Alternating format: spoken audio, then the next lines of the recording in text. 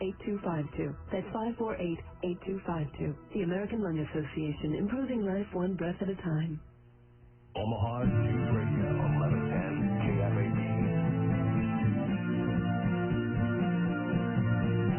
I've been drifting on the sea of heartbreak, trying to get myself ashore for so long, for so long. Listen to the stranger stories, wondering where it all went wrong for so long, for so long.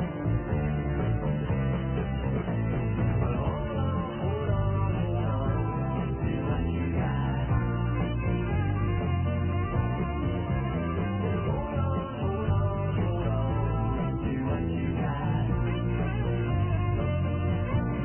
I've been dreaming of a new tomorrow, awakening in the morning sun for so long, so long.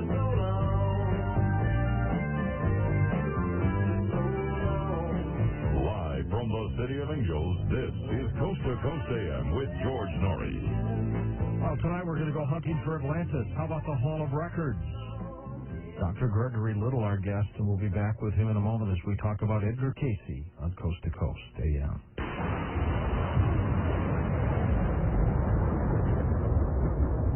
The Free Play Plus is the high-end wind-up radio. It's on sale, so you can be prepared for that inevitable power failures. Summer storms can leave you without power.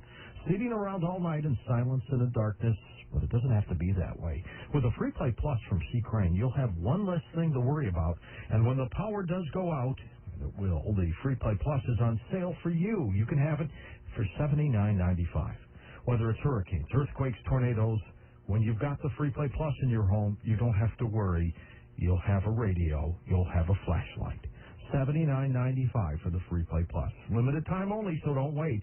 The price will never be lower. You can call the C. Crane Company at 800-522-8863. The phones open up at 6:30 in the morning Pacific time, and order the Free Play Plus for the low price of $79.95. Here's the number again.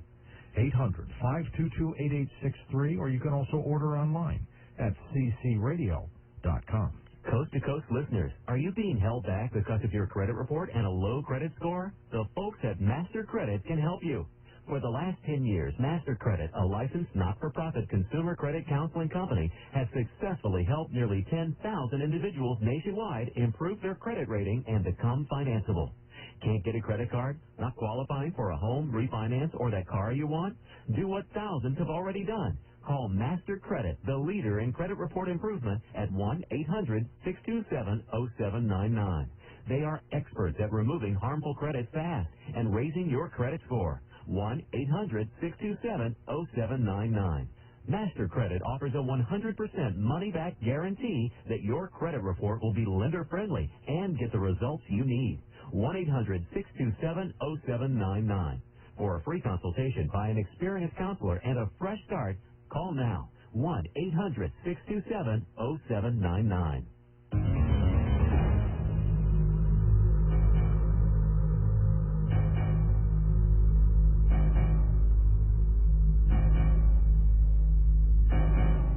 Dr. Gregory Little is the co-editor of Ancient Mysteries, which is a monthly newsletter for members of the official Edgar Cayce organization, the Association for Research and Enlightenment. Great organization. Beginning in 1997, Greg began investigating a portion of the psychic readings of Edgar Cayce, which specifically covered the history of ancient America.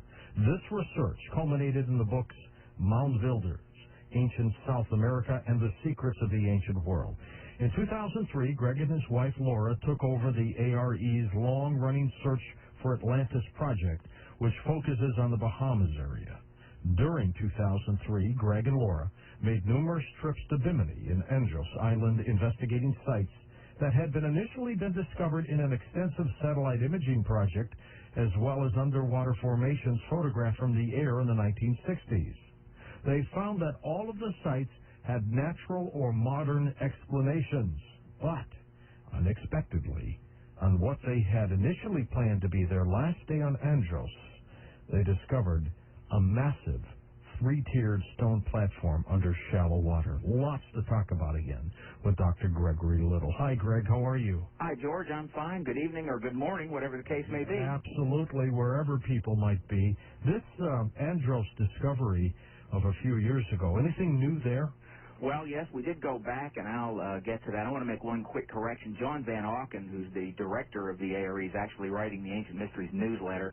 At this time, I still do the website, but we just didn't have time to do the newsletter. We've been investigating so much, and actually the discoveries are just unexpected. We really have not expected to find much of anything, but we have been. And Andros, we went there in May with an archaeologist from California by the name of Bill Donato, and I really have to give Bill a lot of credit. So May of this year? Yeah, that's right. Okay. A few months ago, and we are still compiling our finds. Bill is writing an article. I have written a couple. We plan on submitting to some archaeology journals. We're also going to write an article to Nature, which is a British journal, very respected, asking for a retraction of an article that they actually two articles that they published back in the 1980 was the first one on the Bimini Road. But yeah, we found a whole lot. Andros, when we went there, was partly covered in sand. The sand shift so much at Andros because it just seems to be right in the center of the hurricanes over and over. We wanted to look at a specific area where we went with the History Channel last year in 2004 to make a documentary with them. And quite unexpectedly, I found something on our video while they were videoing me. My wife, Laura, goes on all these trips. Yeah. She usually videos from the surface. And one of the History Channel underwater photographers was sitting on a massive block, and he had me just kind of swim by or scuba dive by him so he could videotape it. And the block he was sitting on had a huge mortise on it. And then there was this rounded, strange area of stone in front of him that I had never seen before, and it had some rubble in it.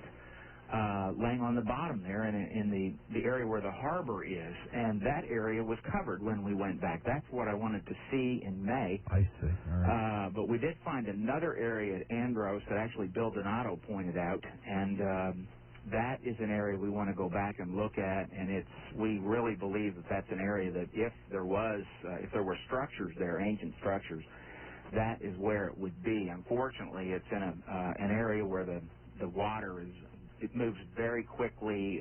It's on a point. How deep is the water, Greg? Well, the water over the platform itself is around 8 to 12 feet.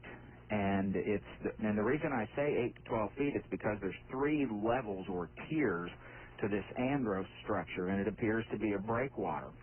Donato agrees with us that he thinks it was an ancient breakwater enclosing a small harbor in a really ideal location, and it probably was somewhat natural in that it was elevated, and frankly, that's the way that they were built in the Mediterranean. The Phoenicians built harbors in the Mediterranean as early as 4000 BC, and they usually found a natural harbor area, and then usually on the outside of the harbor, they would either construct a breakwater to make it safe to park boats or anchor boats in the middle of the harbor. But they tried to find harbors that had a natural sort of outcrop from the land that protected it, and then they build it up further, and that is what we think Andros is. And that, though, was not the most spectacular finds we made. Donato's been going down to Bimini. Actually, that was his 17th trip, which I was astounded when he told me that. He told me that, I think, the last day we were there. And he kind of shook his head, and he said that on that trip we probably found more this May than all of the other trips people have made there combined.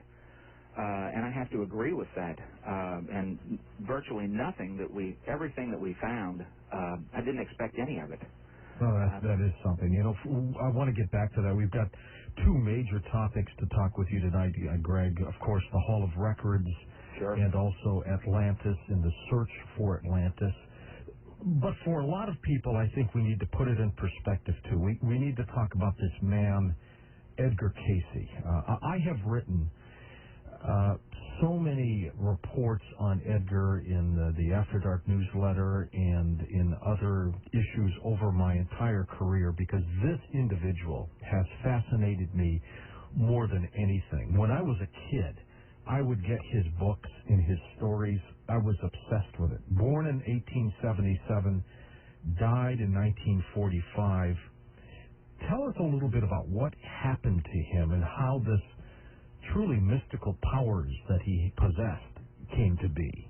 That's a great story. In fact, I was thinking about that yesterday. I did an interview with a newspaper reporter about the Kelly Hopkinsville Goblin case, which is the 50-year anniversary of that very famous UFO case in 1955 is coming up. And interestingly, Kelly and Hopkinsville is where Edgar Cayce was born. And it is a kind of a haunted area. When Edgar was only 7 years old, he went to his mother, and they were fundamentalist Christians, and he told his mother that he was having visions, in essence, that he was seeing little people and angels. Angels were talking to him, and he had these little childhood friends, but he insisted that they were real, and he insisted that throughout his entire life. In fact, he actually gave some instructions about how to visualize these creatures. But anyway, at age 13, Cayce was outside, and he was reading the Bible, and he was reading a specific area in the Bible. It was the story of Manoah, which is about the appearance of an angel. Cayce had made he'd made a promise that he would read the Bible one time for every year of his life, from cover to cover. So he was reading the story of Manoah for the 13th time, and he was in the woods in a lean-to where he spent a lot of time. As he was reading this story, he felt a presence, and he looked up, and it was basically a woman. But he could see that there was something different about her, and she appeared to have wings folded behind her. And he looked up, and she smiled, and she said, "Tell me what you want most of all." And Edgar just immediately blurted out, "Well, I think I'd like to help sick people, but mainly children." And she kind of smiled and said, "Well, then it will be yours." And she disappeared. Edgar went home, told his mother, because he was, of course, fundamentalist Christians, afraid that maybe it's demonic or something. And she said, "Well, maybe it's a sign that you'll be a doctor or a great healer or something. But don't worry about it. It can't be evil." So he immediately started showing certain kinds of psychic ability, but it wasn't until he was in his teens when he lost his voice. Actually, it was his early 20s. He lost his voice. Hypnotism at the time, which was called mesmerism, was just being played with, really, and experimented with by doctors. And a local hypnotist hypnotized Edgar when he lost his voice, and then Edgar could speak when he was hypnotized, and he gave the hypnotist instructions to tell the sleeping Edgar Cayce to increase the amount of blood flow in the neck area. So the hypnotist did it, and then they all watched as Cayce's throat became bright red. The hypnotist then woke him up. Cayce spit some blood, but he could speak. A local physician, this was not a hypnotist or a charlatan, right. A local doctor then found out about this, and he decided to test Edgar, and he began hypnotizing Edgar, and then asking him about medical cases that he had, particularly cases that the doctor had no cure for or remedy at all. Almost hopeless cases. Yeah, absolutely. And Cayce began then diagnosing people, psychically diagnosing individuals without even being told what their problem was, where they were. He would talk about entities, and then he would say what the problem was, and then he'd usually recommend some form of treatment. The doctor wrote an article about it that got into a medical journal, and then other physicians got interested in it, and they began testing Cayce, and then one of them gave a presentation at a conference, and the New York Times picked up on it, and they dubbed him the Sleeping Prophet, and that supposedly, at least according to the American Medical Association, is the beginning of holistic health in America. Cayce gave 14,256 readings that are documented, and by that it means everything he said in the readings was written down. It's available through the ARE. They actually have the original transcripts there. And most are health-related, right, Gregory? About two-thirds of them are related to health. That's right. Yeah. Two-thirds of the 14,000-plus readings are health. His readings also delivered holistic treatments. Absolutely. And I found that to be remarkable. It's almost as if he tapped into this planet. He was able to recommend specific herbs, treatments like that. I read them all the time. I've got an old book that was sent to me years ago by one of my listeners, and it's just an old Edgar Cayce remedy book, and it's fascinating because I think in many cases, Greg, mainstream science today and mainstream medicine, they looked at those remedies and then tried to develop prescriptions to fit them today. Yes, that's absolutely true. A good example of that, there's a state-of-the-art treatment for cholesterol now is to use one of the statins with a dose of niacin. Right. And niacin, Cayce actually was recommending high niacin and high folic acid foods for people who had high blood pressure or who had what he called poor circulation due to, well, he didn't call it cholesterol because they didn't have the term at the time, but he talked about poor circulation because the arteries were actually beginning to clog. Clog up, that's right. And that's one really simple example. And he gave certain remedies like eating nothing but apples for one day to clear your system out. And his way of looking at how the body dysfunction was very different at the time. And it's still somewhat different. And modern medicine, though, just basically looks for a very quick cure, which I don't really blame them. I mean, I want a quick cure when there's something wrong with me. And, sure. But Cayce was quick to say that those quick cures are not the way to go because you're not really getting at the fundamental problem. So two-thirds of his readings were based on health, but the other third based on just some incredible things. Earth changes, Atlantis, life beyond our planet. I have found these to be the most remarkable. Yeah. In terms of accuracy, Greg, let's talk about that for a moment because that's going to be very critical to the things we talk about tonight. In terms of accuracy, I would say health-related, extremely accurate. The other third that had to do with strange and mystical things, how accurate do you think he is? Well, we know the health readings. There's been several studies done, 3 published studies that I know of, and they all are in the high 80% range. And that doesn't mean that the rest were inaccurate. There's just no way for them to know. There's no data on that. That's right. But they know that at least 80-some% of his health readings were just dead on. We actually started researching a lot of his readings on very specific topics, such as mound builders. That was my initial interest in this. Cayce gave a history of the mound builders that was basically impossible. I mean, it just could not have occurred. According to mainstream science, it could not have occurred until 1997, and everything changed then. Of course, we've done a show on that. In 1997, so many discoveries were made in genetics and in mounds and in South America that it made it possible for us to really take a look at what he said. And what the conclusion we reached, we got 68 mound readings out of all of his 14,000 readings. There were 68 different readings about mounds. And we laid these out into a series of statements that could be proven or disproven, and we came up with a percentage of about 85% of them were accurate. He also gave a whole series of readings on South America, which until actually around the year 2000 or so, it wasn't really possible to evaluate those because we didn't know enough at the time. His South America readings, we evaluated the exact same way, made a list. We actually came up with 10 specific things we could test.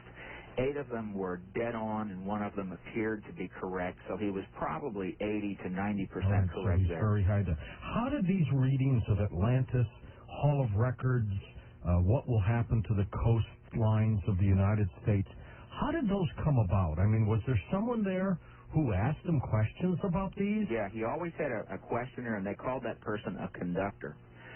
Cayce actually went in, he laid down, he'd loosened his tie, he'd take off his shoes, he'd lay down and fold his hands over his solar plexus, go into this trance himself, and then after a few moments, the person who was the conductor would then ask a series of questions. And the questions were usually They came up with them in advance. Cayce didn't necessarily know what the questions were or even what he was going to be asked. His son, Hugh Lynn, who actually ran the ARE for years, was the conductor in a lot of those in later years. But others were done by doctors and various other people.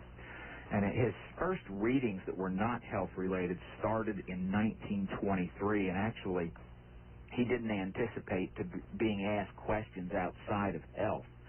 And he was blindsided by this fellow by the name of Lammers, and it was in Dayton, Ohio. Lammers asked Cayce to come to Dayton so he could spend some time with him.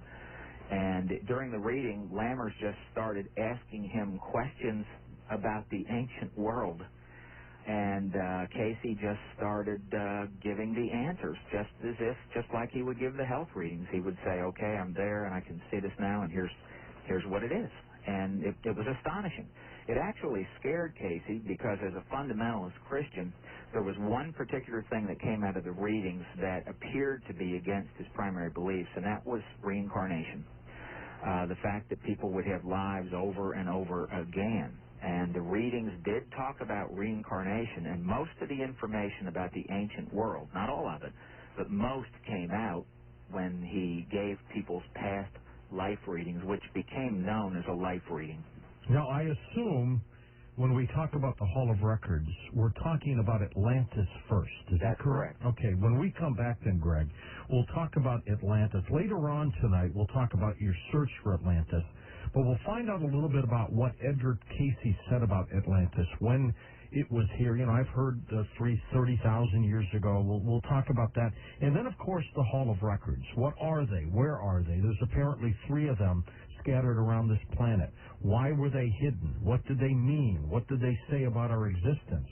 Where did they come from? All these Edgar Cayce talked about, and we'll talk with Gregory Little about that as well. Couple websites linked up at coasttocoastam.com, edgarcayce.org, mysteries-america.net. Both of those linked up at coasttocoastam.com. But also, if you do have a computer, get up to the coasttocoastam.com website.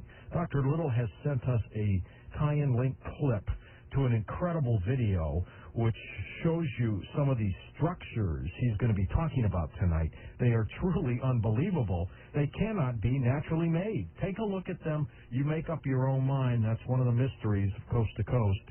And guests like Dr. Gregory Little, when you see this video, you're going to say to yourself, my, what happened a long time ago on this planet? I'm George Noory, back in a moment on Coast to Coast AM.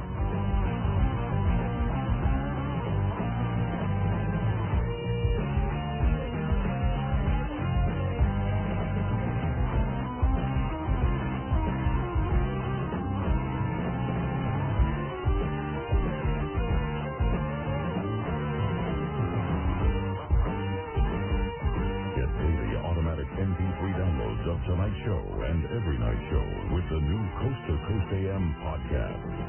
Log on to coasttocoastam.com.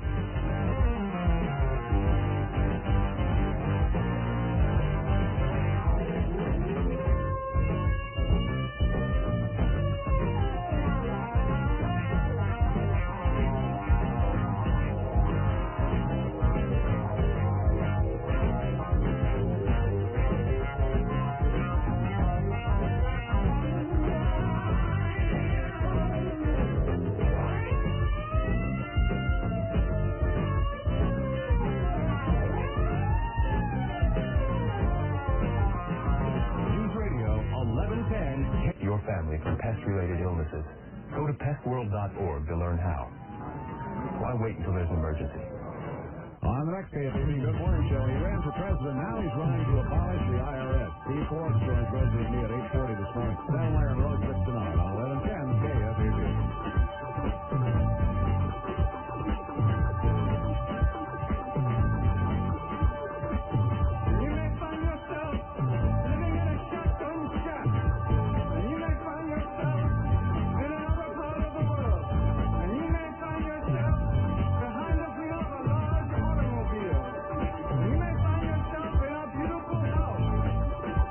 With a beautiful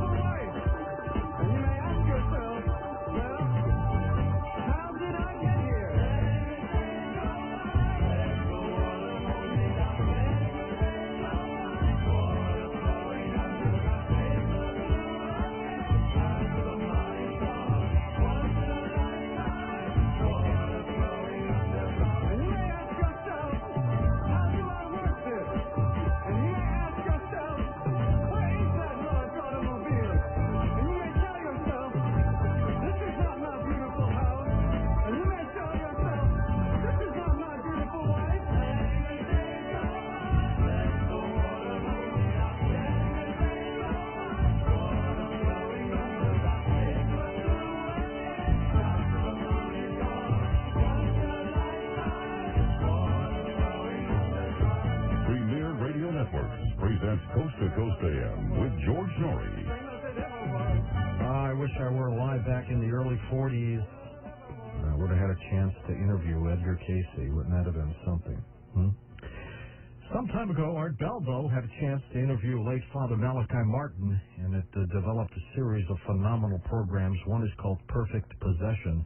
That CD is available to you free when you subscribe and renew your After Dark newsletter subscription. Call 1-888-727-5505. There are operators there now. 1-888-727-5505. You can also go online, safe, secure, simple, at coast2coastam.com. Go down to the bottom, look at the graphic called Perfect Possession, and take it away.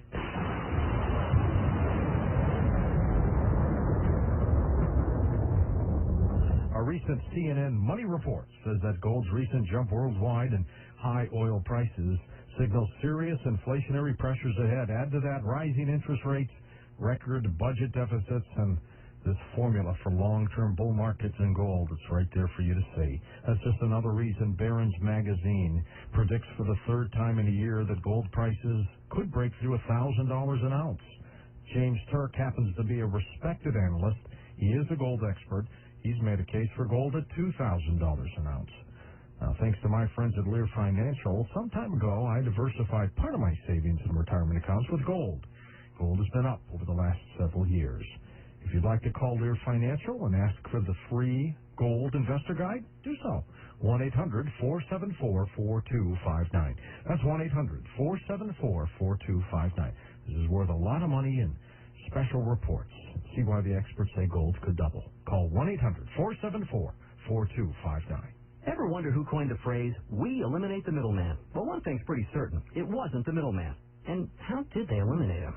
Something fishy there. But I digress.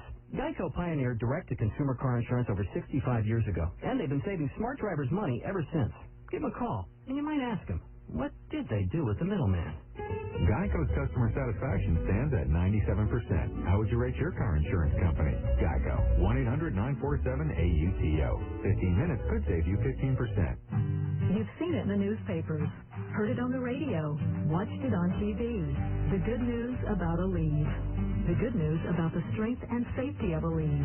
That just 2 Aleve can stop arthritis pain all day.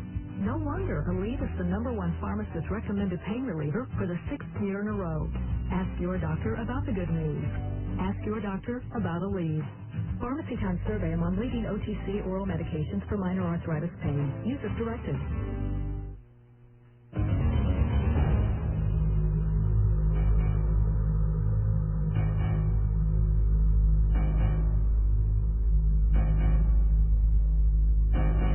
And welcome back to Coast with our special guest tonight, Gregory Little, as we talk about Edgar Cayce Atlantis, the Hall of Records.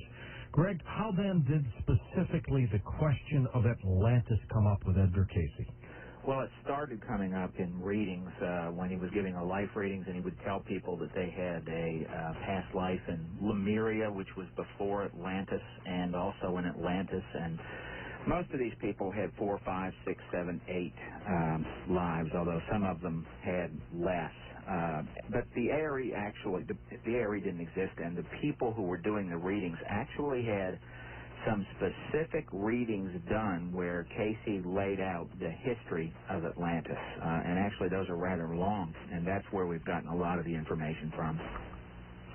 As he began then to talk about Atlantis, I mean, what did he say? Did he say it was extraterrestrial, that it was just simply earthbound people? What was it? Well, earthbound people, yes, they were human beings like us. He said that Atlantis started around 200,000 years ago.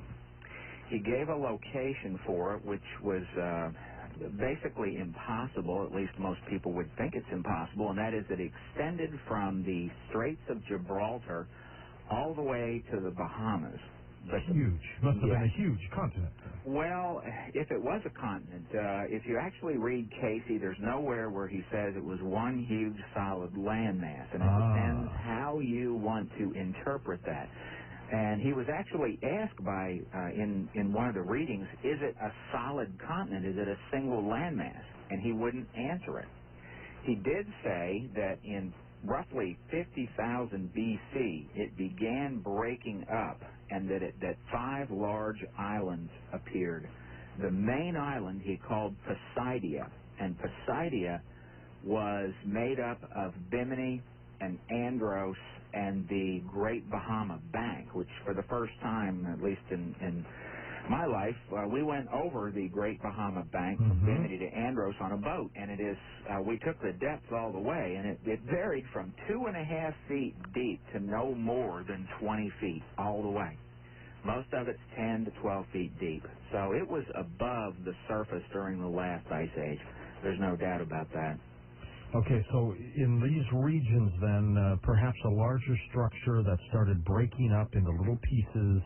Into 5 large islands and lots of others. And actually, Plato called it an island empire, that there were many, many islands, and that by hopping from island to island, you could eventually get to the opposite continent. Did he talk, Greg, about the people on these islands or in this region and the kind of technology that they had? Oh, yes. He talked about the technology, and apparently they reached their highest level of technology before what's called the second destruction of Atlantis, which took place in 28,000 BC. At that time, according to Cayce, they had blimp-like flying ships, or dirigibles. And the technology that I talk about with the Atlanteans is not the fantastic technology that some people will tell you, that they had spaceships and so on. Cayce did say they had underwater ships like submarines. All right. They had these blimp-like flying ships that used hot air, basically, or gas, to propel themselves. But the gas was created by a crystal which focused the rays of the sun into a small beam, and that it heated air enough to where it could float these dirigibles and also propel them. They also use this crystal beam for navigation, to go from one place to another, and for communication, which a lot of people think that might be a laser. Some people have suggested he might be talking about something like fiber optics. I remember when I was a kid, we had our crystal radio sets. Absolutely. Yeah. Well, I talk a lot about crystals outside of this, but the technology that they had was fairly high in 28,000 BC. There was, again, this island of Poseidia. There was a main city there, and he called the waters off of it Parfa, which I don't know of anywhere that we can match that to, except perhaps maybe the Gulf was called that then. But they did have a technology, but he said it was destroyed in 28,000 BC, and by the time of the final destruction of Atlantis in roughly 10,000 BC, they had never reached the same technology that they had in 28,000 BC. Now, did these Atlanteans then, once the area was destroyed, were some of them able to get away? Yeah, that's a great question, and that leads to the extraterrestrial question. Cayce said that sometime before, several hundred years before the final destruction of Atlantis, there were some specific individuals who were basically priests. And what these priests did was they used crystals to communicate with higher powers, higher energies. And one of the priests got communications from other worlds. That's how it's worded.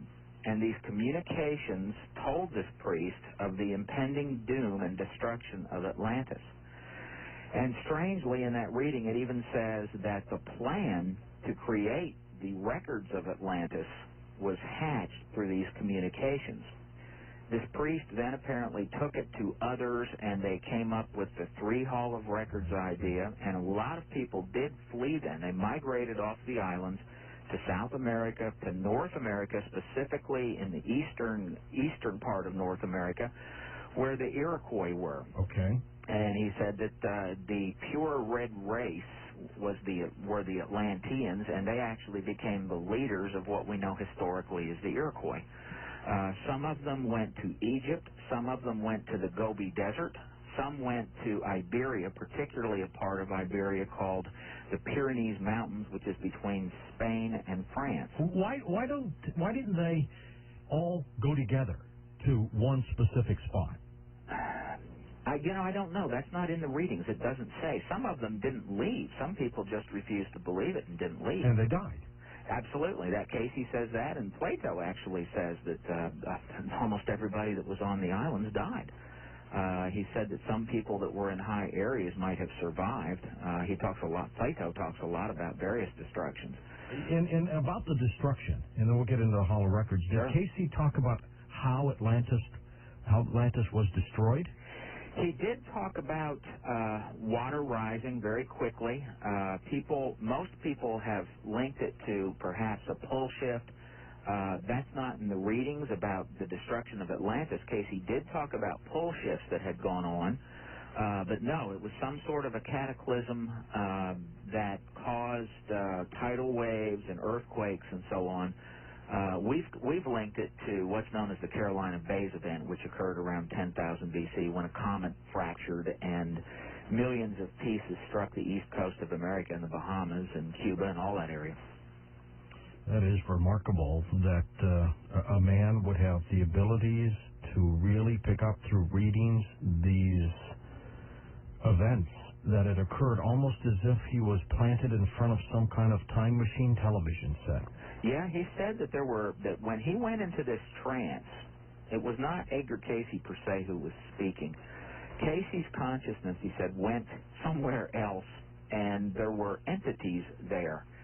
And the more there were, the more help that he got. In fact, he felt best when there were lots of these helpers on the other side, and they would actually show him records which he could read.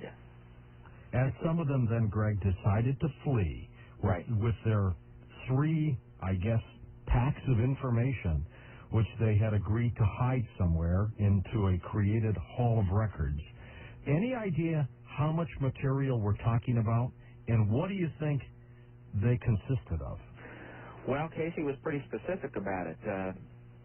There were 23 tablets that the records were written on. Total?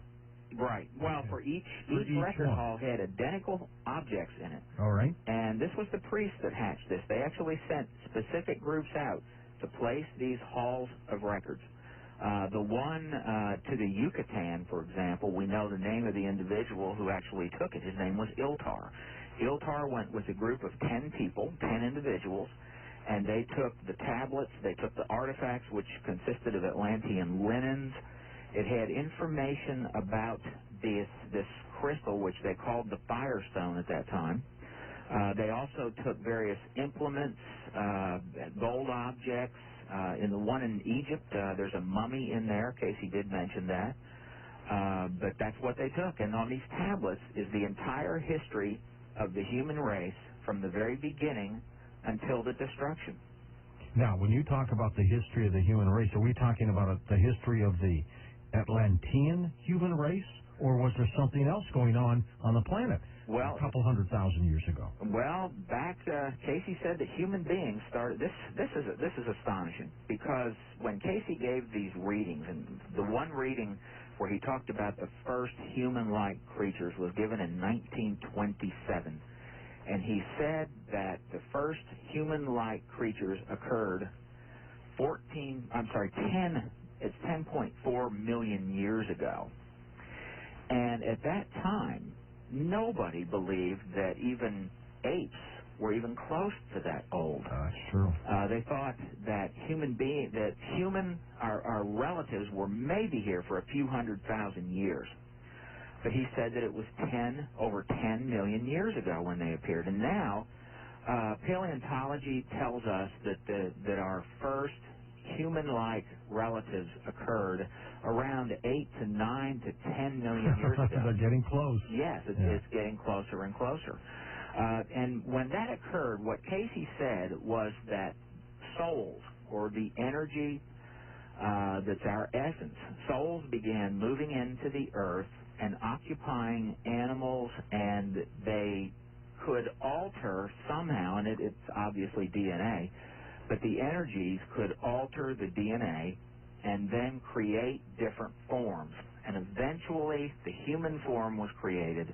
The first humans like us occurred on Mu, or Lemuria, which was in the South Pacific. He didn't give a time frame for it beginning, but apparently it's around the 10 million year ago mark. Is it possible that the Sumerian tablets that Zechariah Sitchin writes about might be some of these Atlantean tablets? I don't think that they're the Hall of Records tablets, but I think they may be very similar in information, and it may be a different group that recorded them. Same kind of story, though? Same kind of stories, perhaps. I'll be real honest, I did not like discovering Cayce's readings about extraterrestrials. I can't tell you exactly why I didn't like it, but I didn't like it. But it's there. But if it's there and the truth be known, it's there. You're right. It's there. But there's more and more evidence that shows that there probably is life out there, and it may well have communicated with us at one time or another. And may have visited us. Absolutely. Okay, so these groups then take these 23 tablets apiece of similar records hither and yon. Off they go. Their assignment, I guess, is 1, to survive, 2, to hide them somewhere. Right.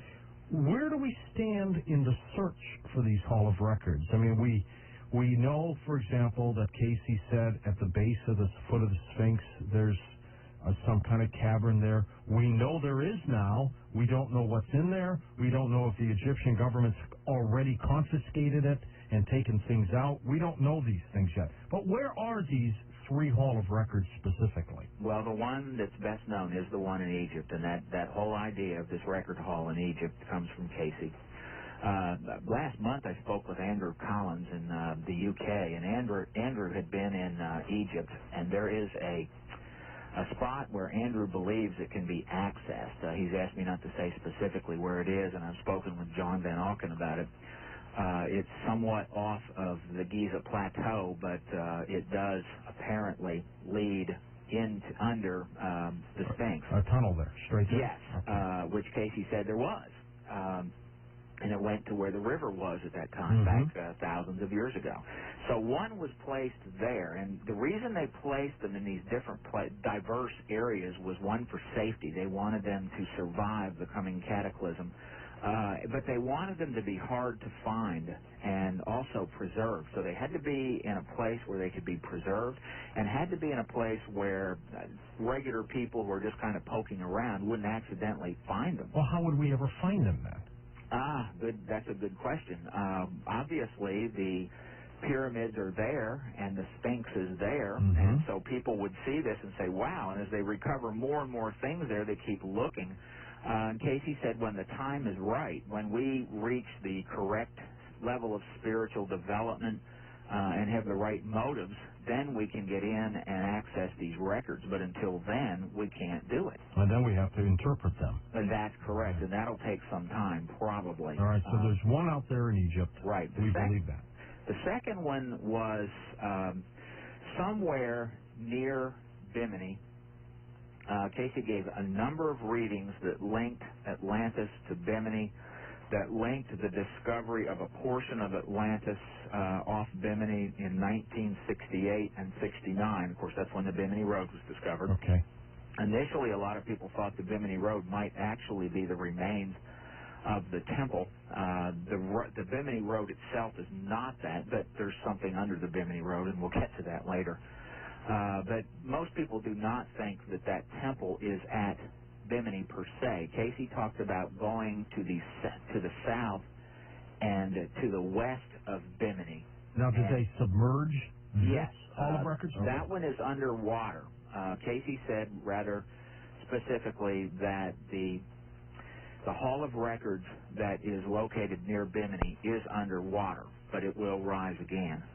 I think that one, if it exists, and I'm pretty confident something like that exists, I think it's near Andros, much closer to Andros. Andros is actually elevated more, and it's more solid than Bimini is.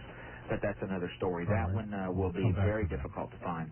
All right, and then the third spot. The third one is really interesting. That is, when Cayce gave the readings about that one, he didn't give the precise location. It was the group of people who were around Cayce at the time in 1932 when he talked about the Yucatan Hall of Records.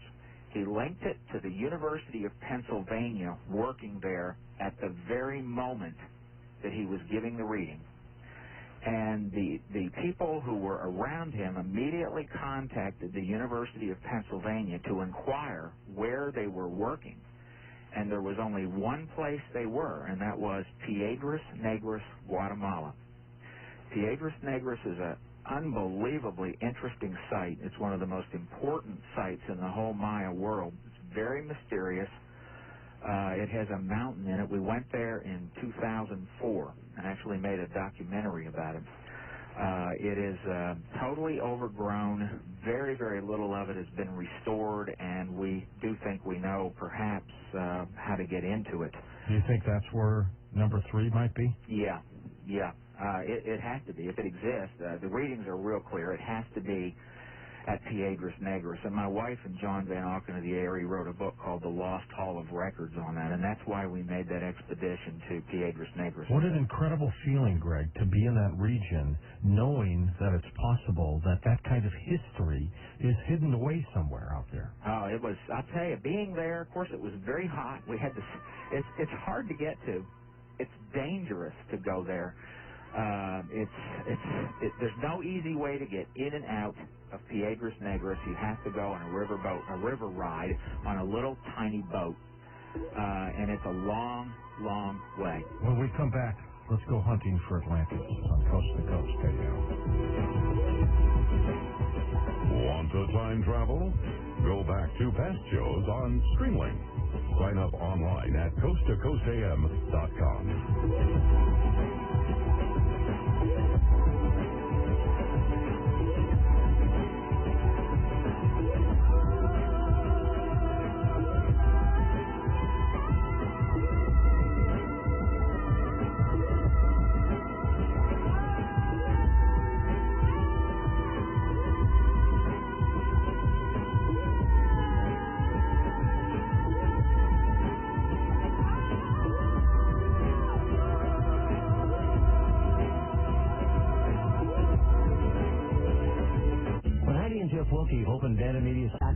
Brought to you by the Department of Health and Human Services, the National Institutes of Health, and the National Institute on Alcohol Abuse and Alcoholism. News Radio 1110 KFAB. Well, it's a marvelous night for a moon dance with the stars up above in your eyes. A fantabulous night to make romance beneath the cover of October skies. With all the leaves on the trees are falling to the sound of the breezes that blow. Yeah, I'm trying to please to the calling of your heartstrings that play soft and low. You know the night magic seems to whisper and hush. You know the soft moonlight seems to shine in your blood.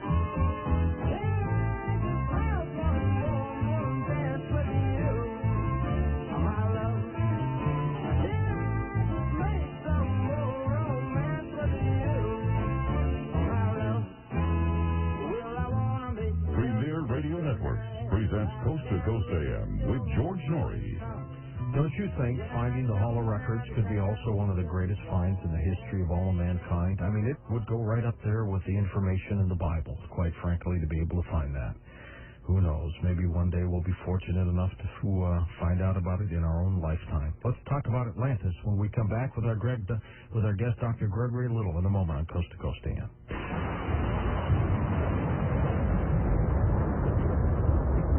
We all know the key to losing weight is to eat less and exercise more. And if you're looking for something new and truly amazing to support your diet and exercise routine, then Hoodia Pro 57 is for you.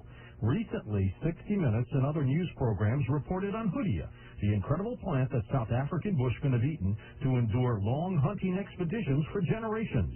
Hoodia Pro's unique formula contains both South African Hoodia plus Chinese green tea and appetite-supporting Japanese glucomannan fiber. To get the fast appetite-supporting benefits of Hoodia Pro, just include it with your healthy lifestyle, and that's it. You'll quickly feel satisfied and energized. Go ahead. Get motivated. Call now for your free trial supply of Hoodia Pro. That's right, free. And reshape your future today. Just pay shipping and handling. Call 1-800-311-8895 1-800-311-8895. 1-800-311-8895. As you get a little older, you realize the important things in life, like being at home with your kids or having the freedom to run your own business rather than being somebody else's employee forever. There is a practical way to attain both of these goals. In fact, people all over North America are now running their own home-based businesses using IncomeAtHome.com's system. The Income at Home system is tailor-made for people who want more time with their loved ones and more freedom for themselves. Go to IncomeAtHome.com. IncomeAtHome.com. Hello, my name's Smokey, and I'm a hardcore biker. I'm here to tell you that Geico... Hold on a second. Is this the right music, bro? Really? Anyway, Geico covers most kinds of bikes, so you can get money-saving discounts whether you're a casual weekend rider or a hardcore biker like me. See, man, I'm not sure. This music don't make a lick of sense. For a free rate quote on motorcycle insurance, visit Geico.com or call 1-800-44-CYCLE. Geico Motorcycle Insurance. Let's ride.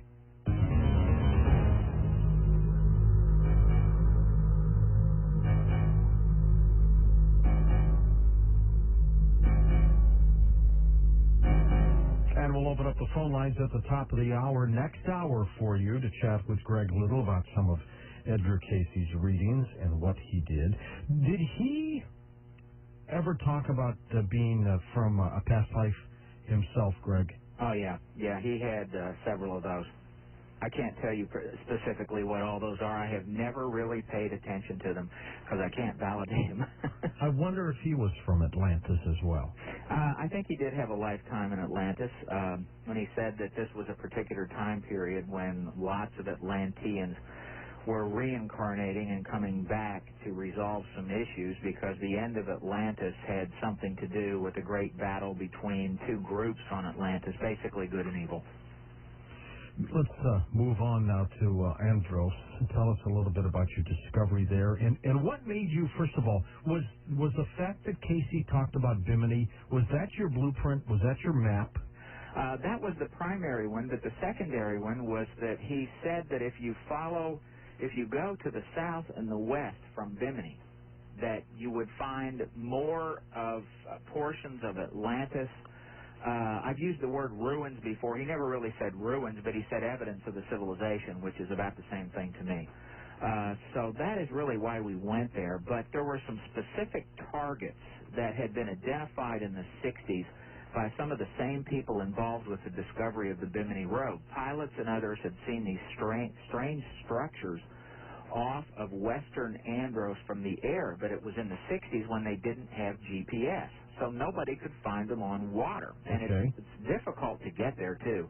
I mean, I can't, at first I wondered, why has nobody ever gone and found these things and really shown precisely what they are? And I didn't realize how difficult it was until we actually did it. It's very, very difficult to do this. And there's a lot of danger involved in it, which I didn't really realize until we already had taken some of these trips, and then people said, that was really stupid. And I have to admit they were correct. Some of the things that we did were kind of, they were stupid. But we had good people with us. We hired a sponge diver, for example, who could fix anything on a motor with basically a pocket knife. And he did this regularly because we went... It took us about 4 hours by boat going through what's called a bight through Andros, about a 40-mile ride through the island itself, which these are large tidal bays that cut the island into many other islands. And for about 10 miles, the water is 3 to 6 inches deep. And so obviously he has to pull his motor up and he has to keep moving, but the motor would suck sand up in it and it would get clogged and stop. We were on a rowboat-sized boat. We carried 70 gallons of gas in this little bitty boat. Isn't it incredible, Greg, that this incredible possible discovery is not that deep in the ocean? Well, it probably isn't. I know that people in the area have looked in the 300-foot depth range off of Bimini in the Gulf Stream. They've done a tremendous amount of work. Bill Donato was involved in actually taking a mini-sub down there, and they videotaped a lot of things, but everything is covered with coral, and the fact of the matter is the ocean levels were not 300 feet lower in 10,000 BC. Everybody seems to know that 300-foot depth, but that depth was roughly 17,000 BC. By the time it was 10,000 BC, or 12,000 years ago, the oceans were approximately, at least in the Bahamas, the oceans were roughly 100 feet lower than today. Lower than today? Yes, okay. Lower than today, because it was still the end of the ice age, and there was still a lot of seawater tied up in ice. Isn't that something? Just imagine what this planet was going through during that period. Well, obviously, too, the Hall of Records would not be built at the right on the ocean's edge. They had to put it on higher ground, and if the oceans came up 100 feet, and even if it was 50 feet above the surface of the water, it would only be 50 feet underwater. It's probably not as deep as everybody thinks, but Cayce said it was covered by the slime of ages, and if you go to Western Andros and you try to walk around in the shallow water, part of the problem is off of extreme southwest Andros, where some of these very strange formations were, you can walk out there. You can walk 10 miles in toward the Gulf, and you're never over your head. 10 miles into the ocean. What kind of equipment did you bring out there? Well, we had a GPS. We took a lot of water. We took some food. But the boat was filled with gasoline. Just so you could go all over the place? Yeah. Well, to get back. It took all that gas to make this long trip. Would it have helped if you had one of those small submersible subs, or Not did you need one?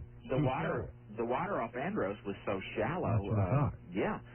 We didn't need scuba gear. We didn't even need snorkeling gear, although it was good to be able to put on goggles and see the bottom, because there was for example, the big thing we were looking for was a huge stone circle. That's at least what it was supposed to be, and it was supposed to be a triple-ringed stone circle.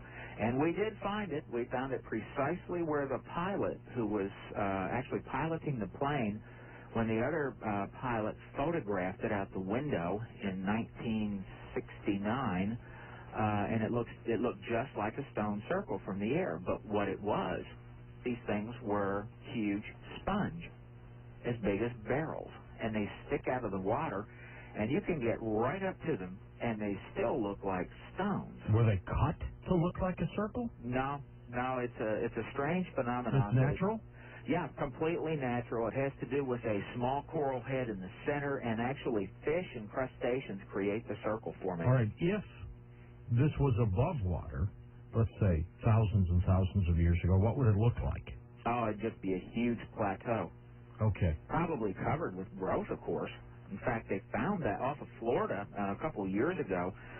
In 65 feet of water, under about 6 feet of sand, they found an ancient forest that had been flash burned around 10,000 BC. And that's part of that Carolina Bays event. In fact, it was a pine forest, and when they pulled the pine up, they could smell it on the boat. Jeez. After that long. Okay, the discovery, the things that you found. Ah, yes, the stone platform. That was unexpected. It looks a lot like the Bimini Road. The one at Andros looks like the Bimini Road. How big? The one at Andros is about 900 feet long.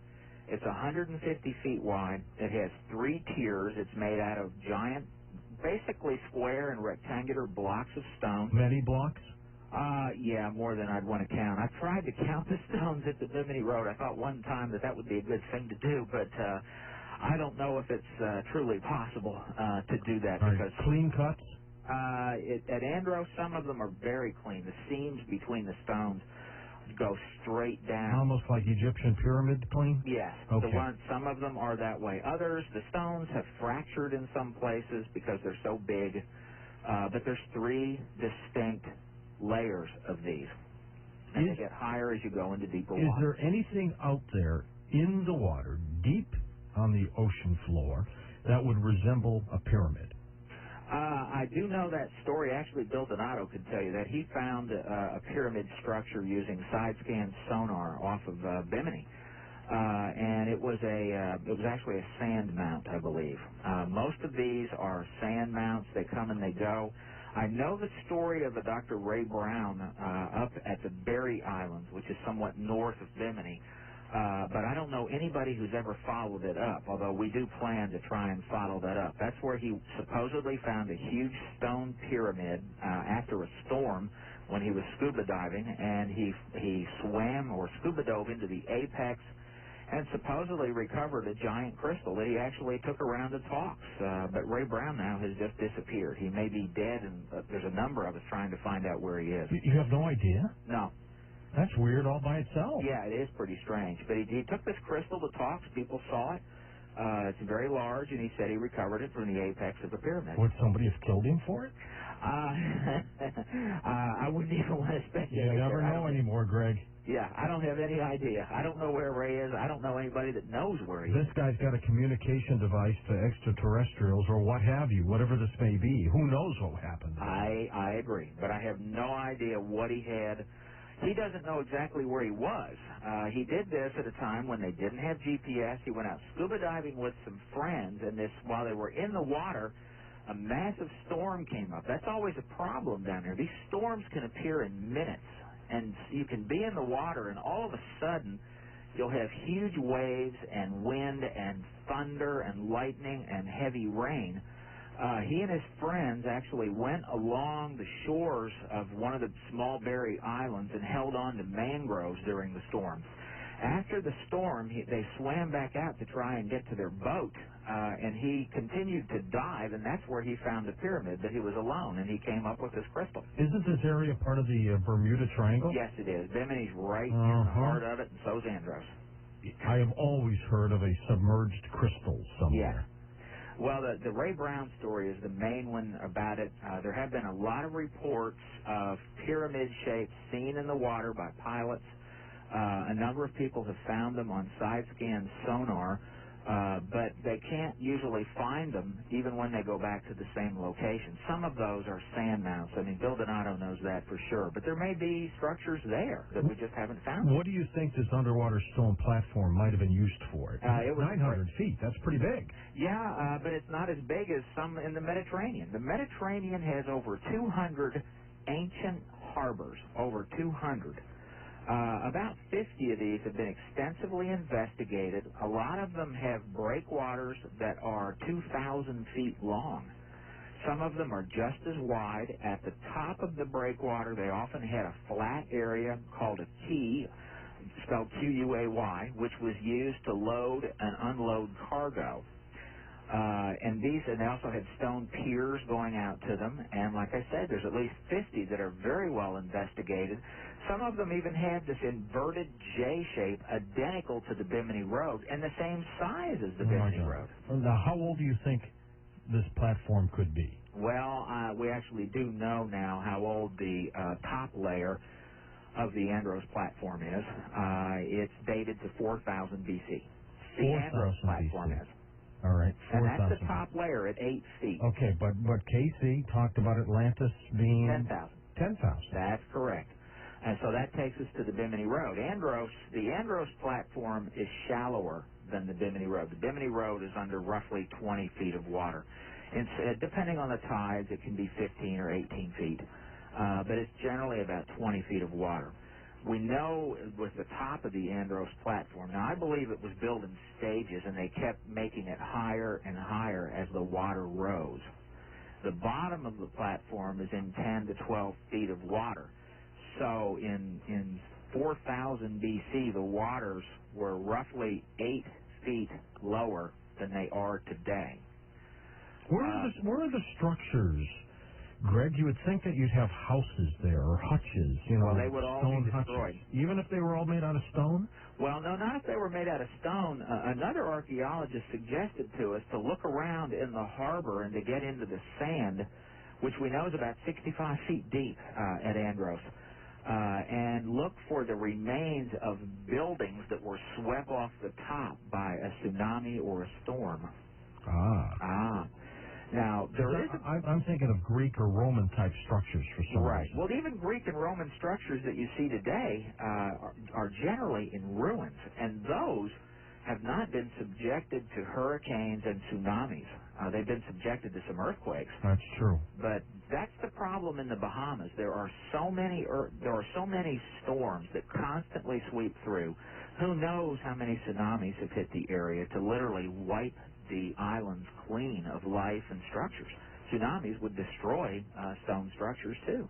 Well, there's no question in your mind that whoever lived there thousands of years ago. Oh, yeah. Had a structure. I don't know how big. Can you speculate on how big you think that portion of the island or Atlantis or whatever that region was might have been? Well, I think that the Andros Formation was basically a port, a small way station. I don't believe that was the main island or the center city that most people are really looking for.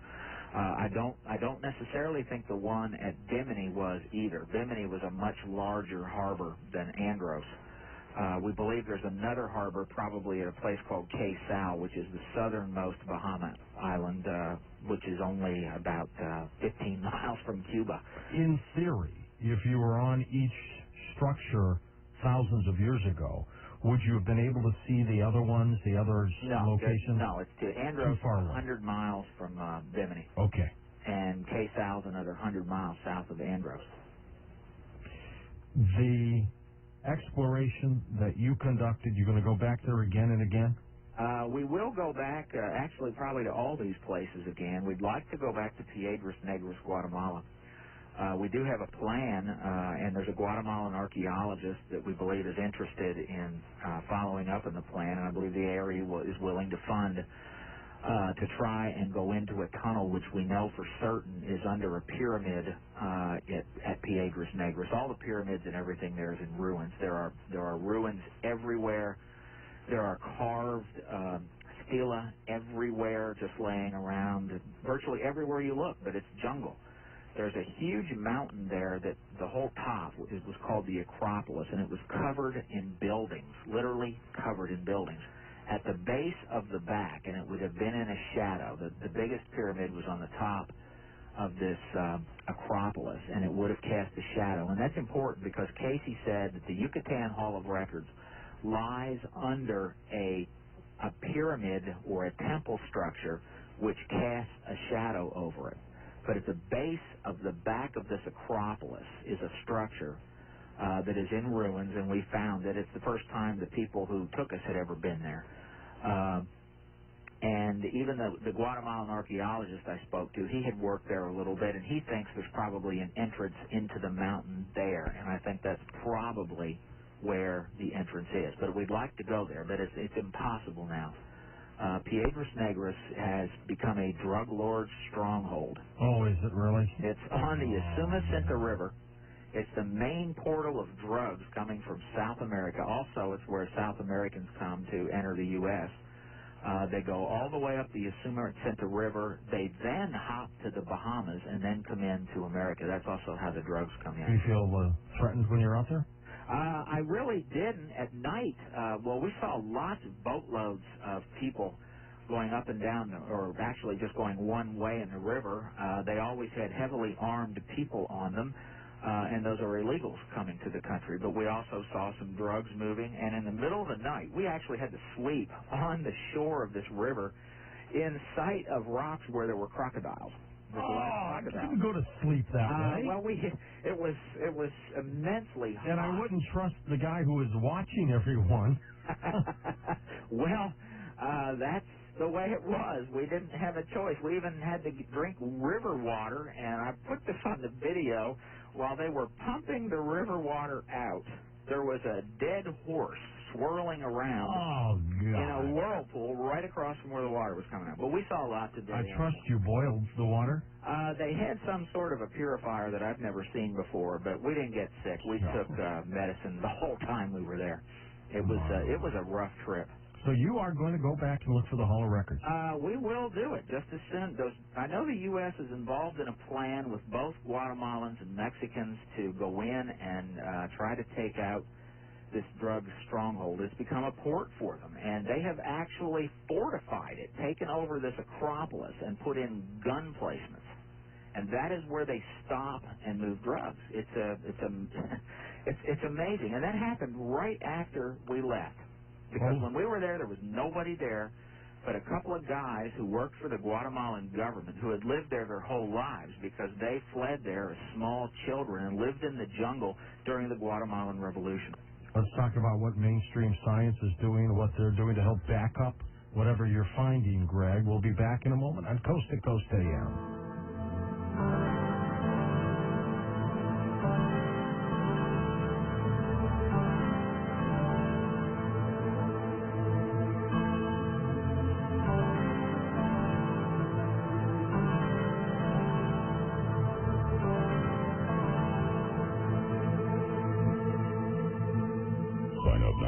Streamlink, now with podcasting. Get it today at coasttocoastam.com.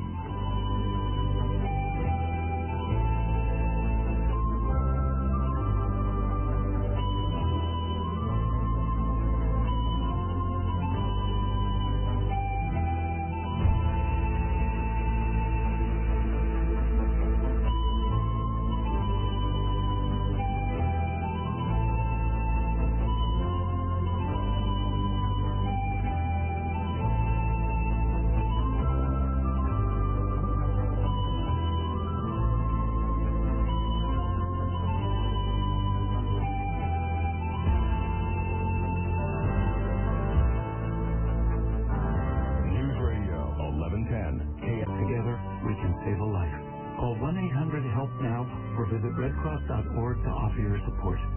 On the next KFAB Good Morning Show, he ran for president. Now he's running to abolish the IRS. Steve Forbes joins Rosie and me at 8:40 this morning. Satellite and Rose 6 tonight on 1110 KFAB.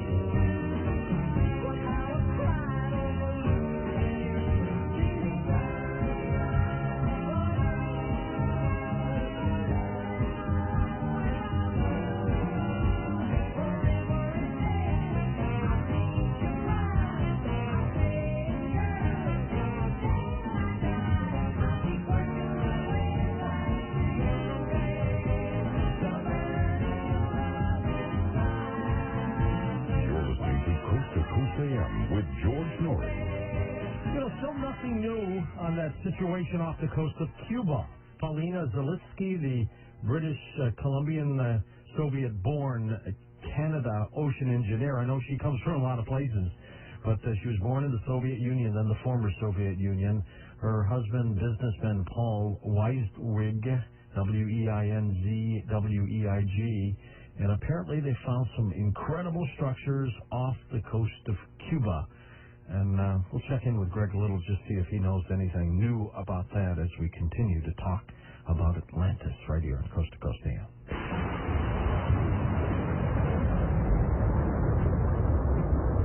Have you ever had to go shopping for a mattress? Miles of mattresses with interesting names, all those different colors, styles, but none really feeling just right for you. What you're really shopping for is a better night's sleep, and I've got an answer for you right here, right now. The Sleep Number Bed by Select Comfort.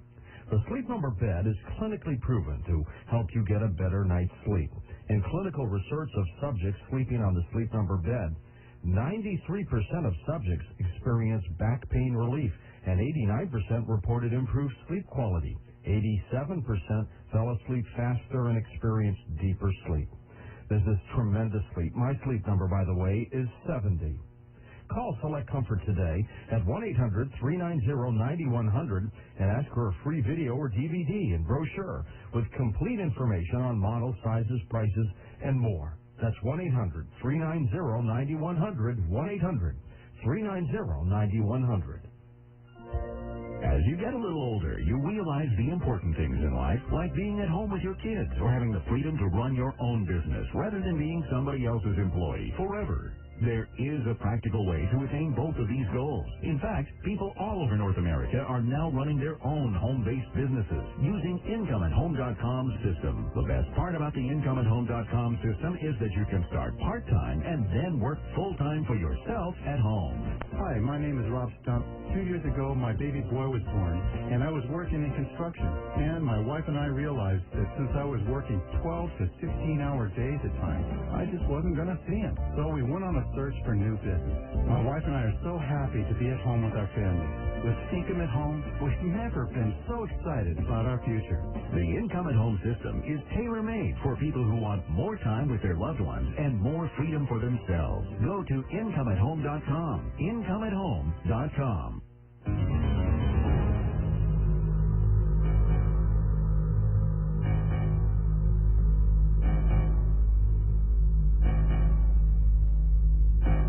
And welcome back to Coast. I'm George Noory, Gregory Little, our guest. Greg, have you heard anything about what the two did in that find off of the coast of Cuba? Well, I do know a little bit more about it from several sources, but one of them is when we did a documentary with the National Geographic at Andros, and it was a British crew who actually did the filming and so on. And when they left us, they immediately flew into Havana. And in fact, they didn't know till the morning that they left that they were even going to be able to go, because the Cuban government would not let Zalitsky or her husband actually leave Cuba and go to Florida, where they wanted to interview him. They got a little bit more information from them, but they have not done anything at that time. And then the History Channel, we did one later last year with the History Channel, and they tried to get Zalitsky to go to Florida, and the Cuban government wouldn't let him go.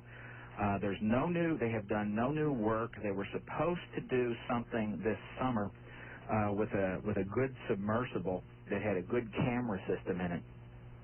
There's two other little pieces of information here. One is, and this is not really widely known, but when they very first went over that area with the side scan sonar, right, what really shocked them was there was a gigantic submarine in the middle of all this. Already there. Already in it, laying on the bottom. And then, when they passed back over, it was gone. It picked up their sonar and took off, and who knows whose sub it was, probably one of ours, but who knows. Secondly, the Cuban government is apparently upset with all this attention because that is not why they hired them.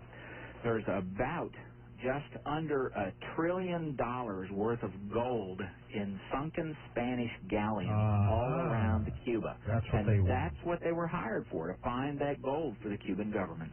Well, and they never did that, did they? Well, they have identified quite a few places where they think that the galleons are. That was their job, to try and find where these galleons were. I don't know how they plan on recovering whatever gold they can get. That's another whole story. But their job was to actually survey with side-scan sonar that whole area around Cuba to come up with hits or spots where the galleons were. And that's what the Cubans want them to do. There's just no money in these underwater ruins. Do you think these ruins may be part of Atlantis? I hope they are. I think they're not. That's my answer. I really do hope they are, but I've said this before, I'll say it again. I think that's the remains of the 1961 Cuban Missile Crisis. I think that's where the Soviets dumped all the material off the boats when they dismantled, not the missiles, the heavy concrete and all that stuff. Yep, and I know I've already traced the port where the Soviets took all the material in and took it out. It's just to the north of this area, and they went around that way, and that's the deepest water, and they probably would have dumped it in the deepest water they could find. You might be right there. Well, that's what I thought it was from the beginning, and the more I dug into what happened back in '61, the more I'm convinced that's probably what it is. I hope it isn't, though, like I said. Is mainstream science, Greg, doing anything to try to search for Atlantis? Not in America. No, not here. In fact, so-called mainstream science is doing everything they can to hinder us, and I'm amazed at this. I'm really frustrated. I'm actually angered by some of it because what we have done since we returned from Bimini, because of what we found. Everything we found at Bimini went against what the skeptics have claimed, and the skeptics have done a great job at convincing everyone that the Bimini Road is just natural. In fact, I believed that until 2004. I wrote it in some things before then, and I've said all along, up until 2004, I've said the Bimini Road research is dead. There's nothing else that can be done there. The area needs to quit focusing on it. But I hadn't really looked, and apparently none of the skeptics have ever looked either, because what we found was unexpected. It is man-made. There's no doubt about it. We found so many things, and it all goes against what the skeptics said. I contacted the main skeptics, and when I say skeptics, there's only 3 geologists that have ever done any work at Bimini. That's it. And those 3 geologists have gotten mainstream American archaeology to accept everything they've written, except mainstream archaeology hasn't read everything they've written. That's where I found the main problem. And when I confronted the guy with it, his theory totally collapsed, and he told me things I just couldn't believe. And their work was, it's about as shoddy as can be, and they have grossly misrepresented their results. And I've got their specific proof in all this. It's amazing to me. But no, we're not getting any help whatsoever. Bill Donato is as close as it gets to mainstream archaeology, but they don't like him because he's involved in the search for Atlantis. This attitude from mainstream science, why is it the way it is? Ah, boy, I don't know. I can go back to the very beginning in this.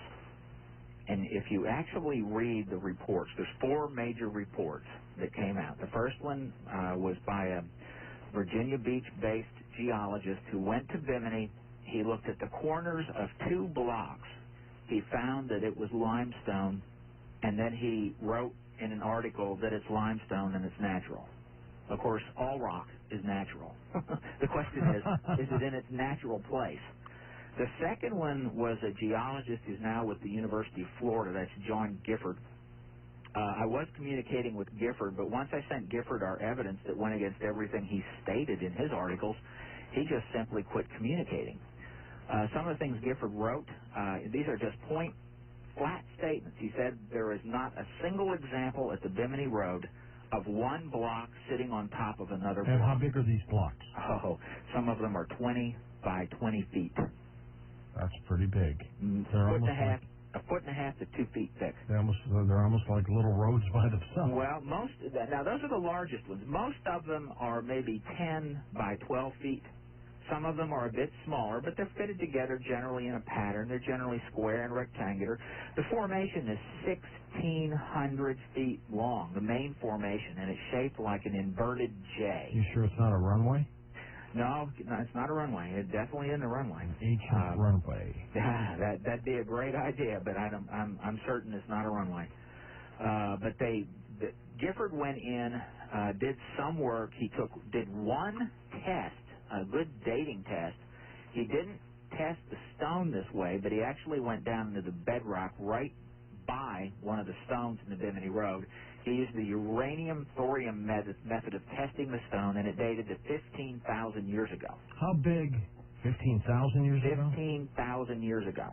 How big are the gaps between the stones? That's a great question because it shows it can't be natural, too. And what happened was we took so much video there. Like I said, I was convinced the skeptics were right. We took all this video, and as I started watching hours of this video, I had to stop it because I kept seeing things, and I'd say, how can that be natural? There are some areas where there's like a 3-foot gap between these monstrous blocks, one after another, and they're in multiple rows. It's about 60, 70 feet wide, and it's 1,600 feet long. Why would they put gaps between the roads unless they separated somehow? Well, they may have separated some of them on purpose. They did that in the Mediterranean to allow silt to be flushed out. The Phoenicians and the Romans were expert maritime engineers. They could go in, they could figure out the flow of the water. That's why this J formation is perfectly aligned to flush silt out of a harbor that was there. I mean, it's perfectly aligned. There are 2 associated rows of stone. And in fact, you have one of the great photos. It's actually from a video clip on your website that leads to the 16-minute QuickTime video. What's the stuff that's on these stones? Those stones are limestone. The geologists like to call it beach rock because it sounds like it's a useless sort of rock, but it's limestone. And you got to keep in mind, most of the Great Pyramid is limestone. But what's on it is sand, and there is some coral, and there's some other growth on it. But coral grows everywhere there. There's a lot of coral under it, too. Did you try digging it off? And is it smooth? The stones themselves are fairly smooth. One of the things we found there that I did not expect, I had heard that there are some, obviously some stones that were carved that had been dumped there by various boats over the years that passed over it and decided to always dump it there. There's 50, 60, 70 rectangular uniform slabs that are about 2 feet long, 2 feet wide and 3 feet long and about 8 inches thick. All 6 sides on these rectangular slabs are smooth, and there's 50, 60, 70 of them. I tried to count them, and I stopped counting at about 60 because I really couldn't tell if some of them were or not, but there's at least 60, 70, and they're strewn all over the place. Some of them are under big blocks. Some of them we found are not only under the big blocks, but there's 2 examples. Actually, it's on the ARE's website article, where there are stacks of these rectangular slabs under these mammoth square blocks that are leveling these blocks. They're used as prop stones or leveling stones. Here's what I can't understand. If they're part of a road system. Well, it's not a road. That's just the name that everybody applies. Okay, so all right. It's a terrible name, but we're stuck. It's a horrible name. Yeah, well, when it was discovered in '68. I've been trying to say, if it's a road, why do they have gaps? Because you can't travel on it. Right. You can't get across them. Well, in '68, when they first found it, they were totally perplexed because the guy who found it, an entomologist in Miami, really wasn't familiar with harbors, and he said it looks like the remains of a road or a collapsed wall. So it became dubbed the Bimini Road. Okay, in that case, what do you, Greg Little, think this thing is? That is a harbor works that goes way back in time. Keep in mind that we already know Andros is 4,000 BC, and that's 8 feet. Bimini Road's at 20 feet. And it goes down further than that, actually. And what do you think the purpose specifically then was of these stones? Oh, well, they were part of this giant. The main J part was part of a huge breakwater, and it's a very large harbor area. So ships would come in there, and ships would basically drop anchor and harbor there for a while. By the stones here.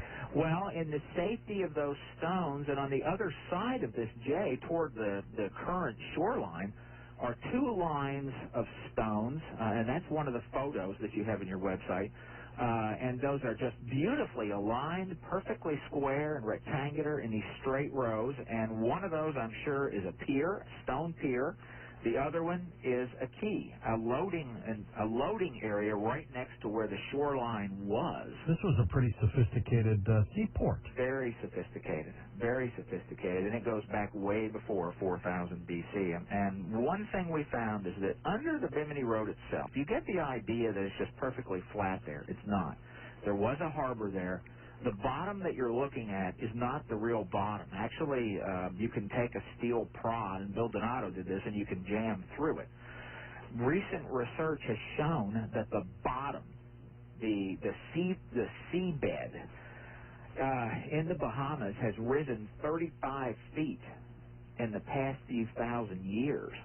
And it has to do with all this carbonate falling to the bottom and lithifying, and it forms a crust. And it keeps getting higher and higher. So we don't know what the original depth was. That's why we really can't use sea levels to determine the age of this thing. How fascinating. Absolutely fascinating. Well, it's much more complex than anybody thought, but we found 7 major things there, multiple things in each one of these 7 categories that basically prove it was man-made. And all these things go against what the skeptics said. Every one of them does. Of everything you've investigated, the Hall of Records or here at Andros, which of the 2 fascinates you the most? Oh, boy. Actually, I'd love to go to Piedras Negras and get into that mountain. I have to say probably the Hall of Records. You think there's something there, don't you? Yeah, that's real records. I mean, I love the archaeology. What we found in the Bahamas regarding these harbors is definitely evidence of a maritime culture that nobody knew existed. It probably does go back to 10,000 BC. We know one on the Pacific coast goes back to 10,000 BC. That was in Ecuador. But the Hall of Records is far more interesting because it's got all this information in it. Do you know what that's worth if you get it, Greg? Just in terms of knowledge, aside from money, for crying out loud. Well, I don't know about the money. We try to shy away from that because people always want to know what's the angle in this. And the angle in this is, in fact, one of the skeptics accused us of doing this to get money from the ARE. And even when I told him we haven't taken a penny from the ARE, which we haven't taken any money for any of this from anybody, even though it's been offered. And we told him that, and he said, I don't care. I don't know. I don't really know what it's worth. I know this, that if it's not found under the right conditions, the skeptics will claim that it's been faked. That's one of the big problems here. But going to that word fake, they initially called the whole Bimini affair the Bimini hoax. And what we really uncovered was the fact that their evidence and the way that it has been thrown out to the general public, that's what really was hoaxed. What they found initially in 1978 and reported is not what's in the textbooks. That's not in their subsequent articles and the ones that everybody reads, because their initial results were published in a really obscure article. And the guy changed his results. It's amazing. It's an amazing story. The guy works for the U.S. Geological Survey still today. He changed his results. Yep. Initially, he did 17 cores on the Bimini Road. The man's now 71 years old. He had a bachelor's degree in biology when he did this, and almost no experience. Did 17 cores in two areas, 8 in one area, 9 in another. In one of the areas where he took 8 cores, he looked for an internal, it's a bedding plane is what it's called, and I know you're coming up on your break. So beach rock forms by a beach, and with wave motion it throws pebbles on top of these forming stones, and as carbonate gets on it, it acts like concrete, and then this stone forms, and it gets rather large.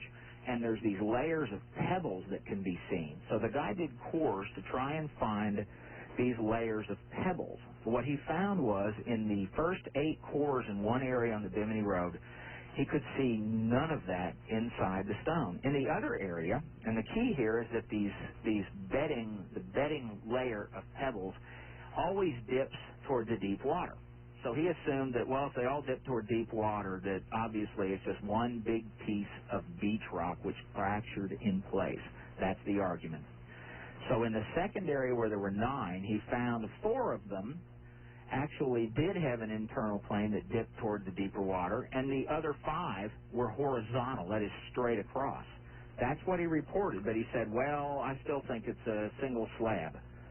And then in the next 2 articles, along with a famous archaeologist by the name of Marshall McCusick, they said that in the cores, in every stone, all 17 cores, all of them showed the exact same internal bedding, dipping toward the deeper water, and this is a quote, that could be traced from one stone to the next. But that's natural, Greg.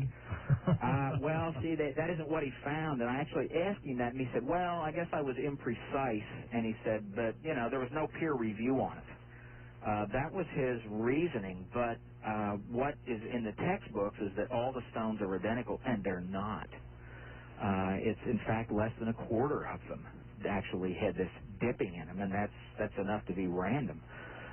So they have perpetrated something here that is rather unfair, but they don't want anybody to disprove it. They've gone 30-some years now, almost 35 years with this idea, and they're not going to budge on it. Does ARE want this known primarily because of the fact that they want Edgar Cayce's readings to become factual? The truth is no. We are the impetus to do this. ARE exists without Atlantis. The health readings are enough to sustain it and the other things he said. But there's a group of us within the ARE that are quite interested in it. That's the way to look at it. All right, stay with us. Phone calls next with Dr. Greg Little. What an incredible subject. I'm George Noory, back in a moment. on Coast to Coast AM. Find out more about tonight's guest. Log on to coasttocoastam.com.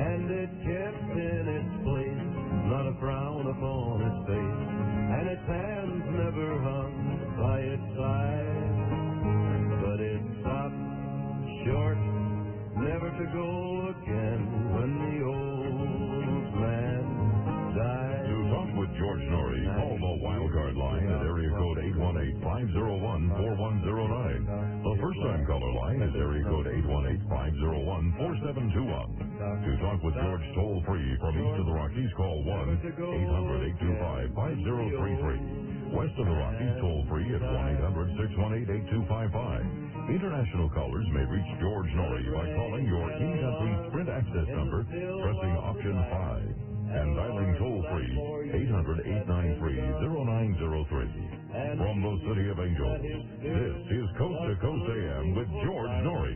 That is our for departure had come. Questions now with Dr. Greg Little. Now, you can restrict them or you can make them broader. It's your choice. We can talk about Atlantis.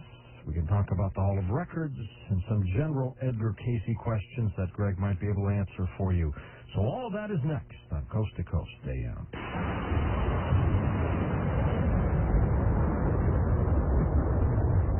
You know, when it comes to recording radio, there's still no less expensive and simple way to get a reliable recording than with the VersaCorder from the C. Crane Company. This thing is like a tank. The VersaCorder has large buttons that are easy to see and identify. It is a strong machine. It records up to 4 hours on one side of a 120-minute cassette tape. And you can even use it to play back all your cassette recordings, like books on tape, radio shows, and lectures. You can have it record your favorite radio shows automatically, or you can pop in some batteries and take it with you to record lectures or conversations. It has such a sensitive built-in microphone that you can even just put it near a radio and let it record just like that.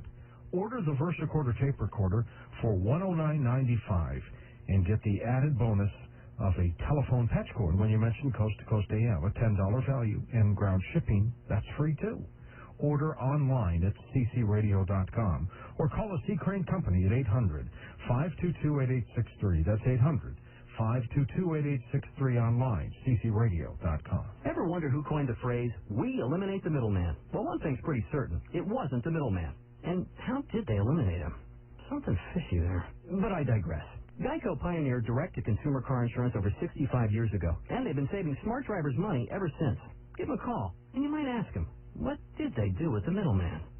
Geico's customer satisfaction stands at 97%. How would you rate your car insurance company? Geico, 1-800-947-AUTO. 15 minutes could save you 15%. Can't sleep. Uh-oh. So you're about to take Tylenol PM. Mm-hmm. Do you have a headache? Backache? Fever? You should take Unisom so you don't over-medicate. Huh? Unisom doesn't have extra pain medicine like Tylenol PM. Yet Unisom sleep gels have the same amount of the same sleep medicine as Tylenol PM. Unisom sounds like a good idea, right? Unisom, the go-to-sleep medicine without the extra medicine. Use as directed.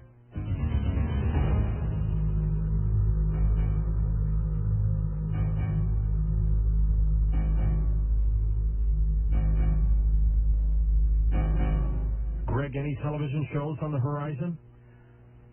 We have been asked to do several more, but we're finishing our own right now. And actually, those are, you can't control anything in those. They can make you look bad pretty easily. Once you sign over your rights. Oh, yeah. Yes, that's one of the problems we've seen. But they try not to do it on purpose, but they just sometimes don't understand. Well, we know what happened with the National Geographic when they actually told the people that made it to change it, because they believed Thera was Atlantis, and they didn't want. In fact, they didn't use any of the footage that they. So they already had their own idea, and that's what they wanted. They had. Well, they have. That's their official position, that Thera was the source of Atlantis. Interestingly, at Bimini this time, we found 2 anchors on the Bimini Road, ancient stone anchors identical to ones that have been recovered off Thera. And it's possible it was all over the place, isn't it? Well, yeah, that's our idea, that it was everywhere. It was a maritime culture. They had to have ports everywhere, and Plato said they went in and out of the Mediterranean all the time. So it was everywhere. And I still think that they probably had some extraterrestrial help. Well, it's... Edgar believed it. I know. I cannot disagree. I don't know of any evidence other than that. I do know that there's some evidence regarding some ancient things that have turned up that do not appear to have come from the human mind at that time. So, yeah, it's very possible. So will you give me your word if you do find the Hall of Records, or at least talk about it on Coast to Coast? Absolutely. If you'll post all the tablets on your website. I would post every tablet. Do you think we can decipher them? Sure we can. Maybe we couldn't have before computers, but absolutely. What language would they be in? Well, Cayce talked about that. He said it's similar to Egyptian, but it's not really Egyptian. It would have to be like Proto or pre-Egyptian. But they would have some kind of hieroglyphs on it. Oh, yeah, absolutely. Yeah, they're covered on all just like the cuneiform tablets that were all 6 sides of the tablet. These are thick stone tablets. And of course, it has edge sides, a top and a bottom edge side, and then the front and the back. And so there's 6 sides. All 6 sides are covered with writing. I got to tell you, Greg, there is a tablet in Abydos, Egypt. And I got to tell you, when you look at this, you can see a submarine clearly. Oh, yeah. You can see a helicopter. Yep. And, I mean, something was going on. Well, John Van Auken of the ARE has tied those in to Cayce, and he believes that those are extraterrestrial objects that you're looking at. Very well could be. To the phones we go. We'll pick it up by going west of the Rockies. You're on the air with Dr. Greg Little on Coast to Coast. Hi there. Hi. Hi, where are you calling from? I'm calling from Battleground, Washington. Okay, go ahead. My name's Mary. And I heard you, Gregory, you were describing how Edgar how he went into his trance. Yes. And how his consciousness left his body. Right. And how the teachers came through. Right. Well, back in 1980, I had a teacher just like that. There are a lot of people have had that experience. That's absolutely true. I will say the difference between Cayce and others.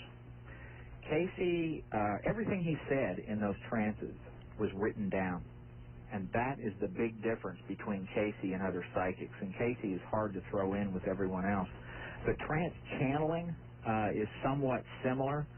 Although Casey didn't remember a single word that was said. It had to be read back to him. In fact, that's why he had people actually start writing it down, because they wanted to know word for word what he said.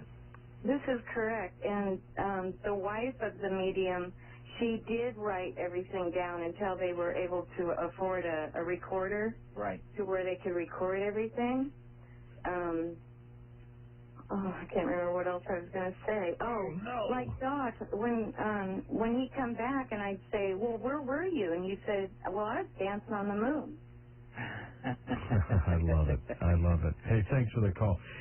Casey dies in 1947, Greg. But 45. 45. Do we have any audio of him or anything, films of him? There are some films without sound of him, and there is audio. In fact, the ARE with members, they used to give away an audio tape of the only known recording of his voice during one of his readings, and it's absolutely fascinating. Would you do something for me with ARE? You want me to send you one? Yes. Absolutely. With the permission to use some of Edgar Cayce on the show? I will take care of that for you, George. I mean, I think our coast-to-coast audience would love to hear that man's voice and whatever he was doing, his reading or whatever it might be. And I don't care how long it is. Yeah, okay. And, okay, I will take care of that for you. Okay, that is something. Some people want to know why Edgar Cayce wanted everyone to eat unsalted almonds. Well, almonds, he believed in a couple of almonds a day, no more. But a couple a day, which assisted in reducing cancer, the probability of cancer, and also reduced circulation problems, and it was just very healthy. And of course, salt, they knew then was not healthy. He knew that salt was basically not healthy, but that's the reason. Okay, to the next. Just for health, a couple a day. Wild card line, you're on with Dr. Little. Hi there. Hi, George. Hey. Hi, Greg. My question is, could the stones been like a wave break? Yes, that's exactly what they were. A breakwater, a wave break. Some people call it a jetty, but that's precisely what it was. And the gas, would that have been so if a storm came up that the water would go through and not with all the force? Right. That's how they built. They actually built some like that today. But yes, that's the best way to look at it. There's one other problem though. We know in the 1930s, after a hurricane devastated a breakwater in Miami, a couple of barges came in from the U.S. and took out a whole bunch of stones from that area, took them to Miami, and rebuilt the breakwater with the stones from Bimini. So we don't really know what area that doesn't have stones in it were the ones that were removed. But we know that a couple of barge loads of stones were taken out. But it was a breakwater, absolutely. Okay. All right, appreciate it. I'm still excited about being able to play a sound clip of Edgar Cayce on the show. This is great stuff. You know, this time goes by so fast. It does, Greg. I didn't even get to talk about what we found, but somebody will ask. Well, wait a minute. I'll ask. I was going to wait, but since you brought it up. Well, we found Bill Donato. The reason we went is because Graham Hancock's wife took some pictures of stone circles at Bimini, and I'd never seen them, never heard of them. So we started in 2004 trying to find them. We couldn't find them, and then I found out about another line of stones about 0.8 of a mile closer to shore called Proctor's Road. It's a mile long, and we did look at this first. It has 5 stone circles, and they're gigantic stones, and then there's a bunch of partial circles, and we found 8 ancient stone anchors associated with those stone circles. So that's the first thing that we looked at. That was the main reason. And then Bill Donato had found several mortised stones at the Bimini Road, which I had not seen, and he also found a large limestone wedge underneath a stone, though we didn't know precisely where it was. So that's why we went. And we never found the stone wedge. We did find a lot of the circles. We found all those anchors there. We found loads of mortised or cut stones, so they would basically clamp together. We found over a dozen double tiers of stones, and of course the skeptics say there's not one there. We found 2 triple tiers of stones, and a really impressive picture is on If you go to the Cayce website, go to the link off of yours, and you click on the top article, which is the May 2005 Bimini expedition, you'll see a picture of a triple tier of stones on that page, and the top stone has a huge U, inverted U, cut all the way across the bottom, which is a flushing channel. We found that 3 anchors on the Bimini Road, including 2 that were identical to ancient Greek anchors.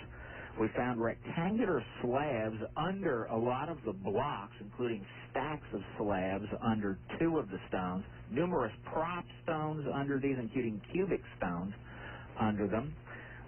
Bill found a human artifact, some sort of a cut artifact, stone or pottery of some kind that's obviously quite old. We also found this big stone that has I can't even describe it. It's a U cut all the way through it, all the way about 2/3 of the way through the stone. I have no idea what it could have been used for. A U? A U-shaped, a big U shape. Cut all the way through it. I mean, it's got a big U opening in it. A large U shape, cut 2/3 of the way through it. And I have no idea what it is, but it's obviously been cut. Probably a huge branding iron or something. I don't know. We also found over a dozen stones accidentally under a large block, which we kind of excavated, removed these stones. They were black. They had been tested by 2 commercial U.S. geology labs, and a professor from the University of Pennsylvania has rendered an opinion on them, too. They were obviously cut stones. They are a type of what the best name for them is fossilized limestone, but they're very similar to gray marble. There's no way the slabs could have gotten under the stones, or this gray marble could have gotten under the stones by being dropped off a boat. These things were placed there. Placed there on purpose. Yeah, absolutely. And that's pretty much absolute proof. It's pretty definitive. That's exciting. It really is. West of the Rockies, you're up with us. Hi there. Hi. I was calling to ask about the something called the Emerald Tablet of Thoth. The theory that Thoth he was someone from the Atlantis continent. Oh, you were breaking up a little bit there. Did you understand him, Greg? I heard him say emerald tablets. Did he say Thoth? T-H-O-T-H? Is that who he's talking about? Thoth is how you really say it. Yes. But I couldn't tell. Yes, that's what he means. Okay, there is the chamber of Thoth that's never been found in Egypt. There's one Egyptian papyrus that talks about a chamber that has records in it, and that's the only thing in Egyptian records that might refer to something like a hall of records. But I don't know much about the emerald tablets. That I don't even want to speak about it. Okay, thanks. Let's move next to our international line. Welcome to Coast to Coast. You're on the air with us. Hi there. Hi. Yeah, where are you calling from? This is Bill calling from Winnipeg, Canada. Hi, Bill. Go ahead. Listen, I'm in archaeology, and a new phenomenon for me in the last 10 years, but I was wondering whether you had any information on the high-speed phenomenon vehicles that were passing in and out of the water in north of San Juan, Puerto Rico, 68 through 1970. And they were at such these vehicles were so high speed, obviously their structure was compatible molecularly to pass through water and air very, very swiftly. And how fast, Bill? Well, it was probably Mach 2 or faster. Underwater? From air to water, and water back to air. And there was almost no press on it at all. And I remember one session, I was there for 3 months on a study, and nothing was mentioned. And I was wondering, because Miami and the Bahamas are just 1,500 miles to the west of San Juan. Now, last year we did another study east of, or I should say west of Caesarea in northern Israel, about 25 miles north of Alexandria, Egypt, which was, of course, the residence of Cleopatra, but it has sunk. But they found that some of these structures were of the same time frame. Yeah. So, but we've got to go underwater to do all of that. And well, Caesarea is one of the main harbors over there, and it's actually numerous levels. The Romans rebuilt it, but before that it had been built. Before that the Phoenicians did, and somebody probably built it even before the Phoenicians. It's fascinating. I do want to talk about what you said about Puerto Rico. I spent about 6 months working for the Puerto Rican military, which is basically the National Guard, and they took me all over the island, and they told me stories almost identical to what you just said, and I had an interest in UFOs and so on at the time, and I was really interested in the underwater lights, the craft that had been seen moving in and out of water, and I know the Bahamas, particularly Andros, has had a lot of these reports. Interestingly, while we were in central Andros and we were filming interviews on the shoreline with this British crew, as they're filming us sitting there talking, a submarine popped up out of the water right offshore. We were all astonished just looking at it. It sat there for a few moments. The guy turned the camera on it. There was not a single marking on it. It was black, and then it just went straight down. But that area, the people there talk about lights moving in and out of the water all the time. As to what it is, I don't know. I have a theory about plasmas and so on, but I wouldn't relate that theory to that particular area. But I don't really know that.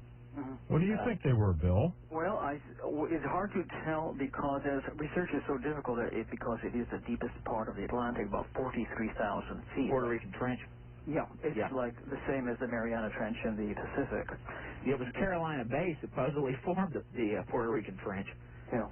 Well, I don't know. Maybe it was an early work of Bill Gates, perhaps. Who knows? An ancient Bill Gates. Hey, thanks for the call, Bill. Appreciate it. Next up, we'll go to our wild card line. You're on with us. Hi there. Hi, this is Galen, KFTE. You're up there in Carmichael, California. That's right. Yeah. When I was going to college in the 60s, I read The Travels of Gilgamesh. And at that time, he traveled to the west, I guess it was, or to the east, I'm not sure. He traveled through the gates. And I assumed that was the end of the Mediterranean there. And then he traveled on and came to the land of the golden fruit. Oh, at that time, I believe the only place where you could find golden fruit was the orange in Florida. That's what I had led to believe. The orange was the golden fruit in Florida. Well, that, the biggest problem with saying Atlantis existed anywhere in the Mediterranean or... I didn't say anything about Atlantis. Oh, I understand that. I'm going to... Talking about others. Yeah. Plato said that the island of Atlantis in 10,000 BC had several growing seasons, and he talked about tropical fruit. And in that era, it was too cold in the Mediterranean for any of that to occur. But the Epic of Gilgamesh does mention a lot of the same things, and the golden fruit. You're correct. So go ahead. Well, here's what happened to me is that a few years later, then Edgar Cayce came out with this thing, and then we found the road. And so that kind of been supporting everything that I conjured up in my little brain. And so I just thought I'd kind of pass that on. I appreciate you saying something about the golden fruit from Atlantis. I didn't know that. Well, Plato spent a lot of time talking about the fruits and the various foods available on Atlantis, and it's just not Mediterranean. Gilgamesh did. It's an incredible story, and of course it involves flying craft too.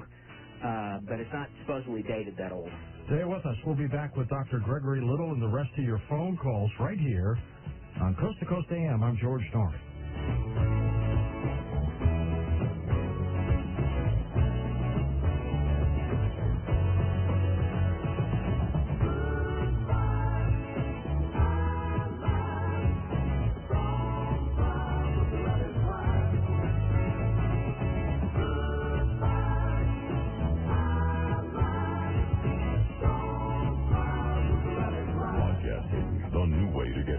Coast AM to your computer. Available to all streaming subscribers at coasttocoastam.com.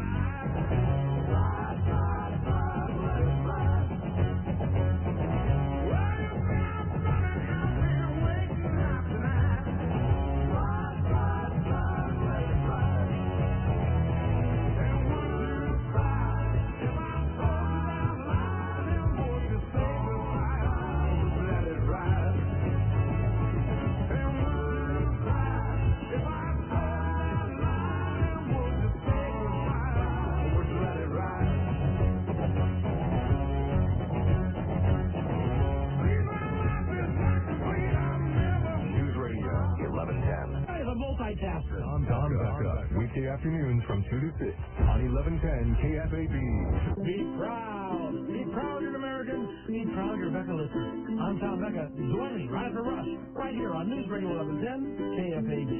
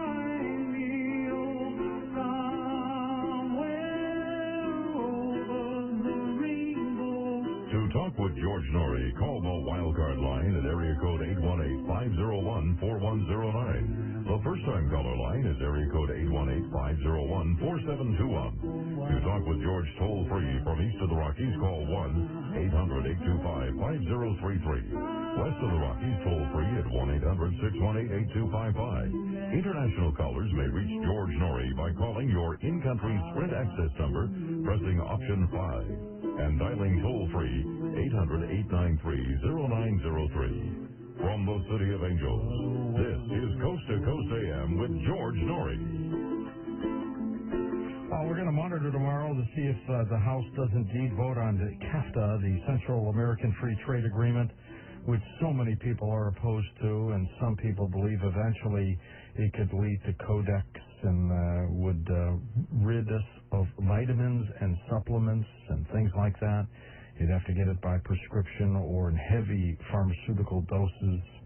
So we'll monitor that situation for you. Our guest Wednesday will be Dr. Leonard Horowitz. We're going to be talking about his top picks among the most promising healthcare products for this year. So let's be part of that. Dr. Horowitz, always a fascinating guest on Coast to Coast. Thursday, first hour, I got him. Chekhov from Star Trek will be our guest, and he'll take phone calls as well. Walter Koenig, that'll be neat. How cool is that? Back in a moment on Coast to Coast AM, but also don't forget the Possession, Perfect Possession, the free CD, Art Bell's interview with Father Malachi Martin. This is kind of a scary CD, by the way. So call 1-888-727-5505. You can also go online at coasttocoastam.com.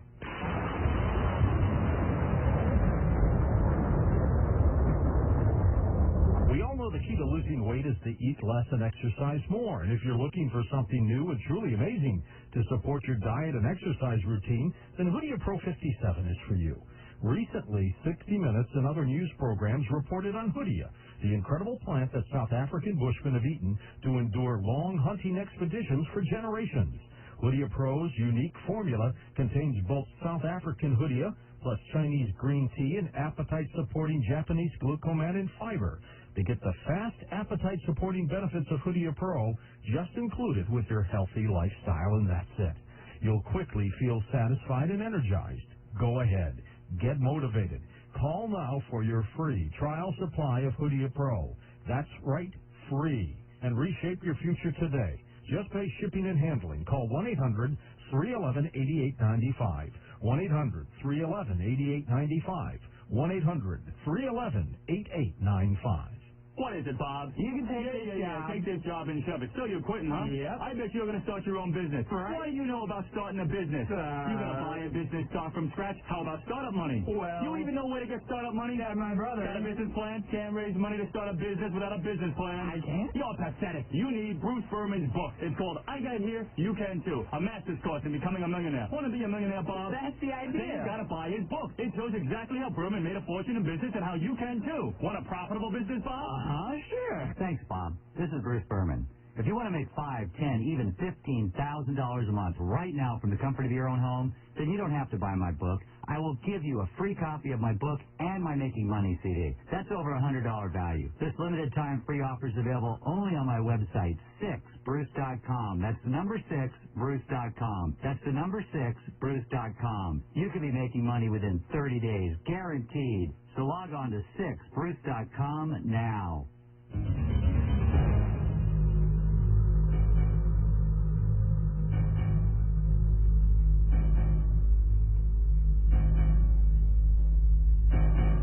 And if you're trying to watch the Bimini video that Dr. Little gave us, and it may be a little slow to come up, that's because it's getting slammed right now. So you'll have a nice day or two to get it. It will be there and posted for you so you can take a look at it. Fascinating video. It's what, 16 minutes long, Greg? Yeah. 16 minutes, and I put it on there because almost nobody actually gets to see what is there underwater. Even on documentaries, they only show a few seconds of it or maybe a minute, and you just can't see what's there. All right, let's go back to the phones. We'll pick it up by going east of the Rockies. You're on the air with us. Hi there. George. Yes, sir. I just wanted to let you know, man, I've been a big fan of your show. I picked it up about a month or two ago, and I haven't been able to quit listening ever since. Well, thanks. How did you find us the first time? I was just flipping through AM radio, and I heard something interesting, and just kind of just fell in.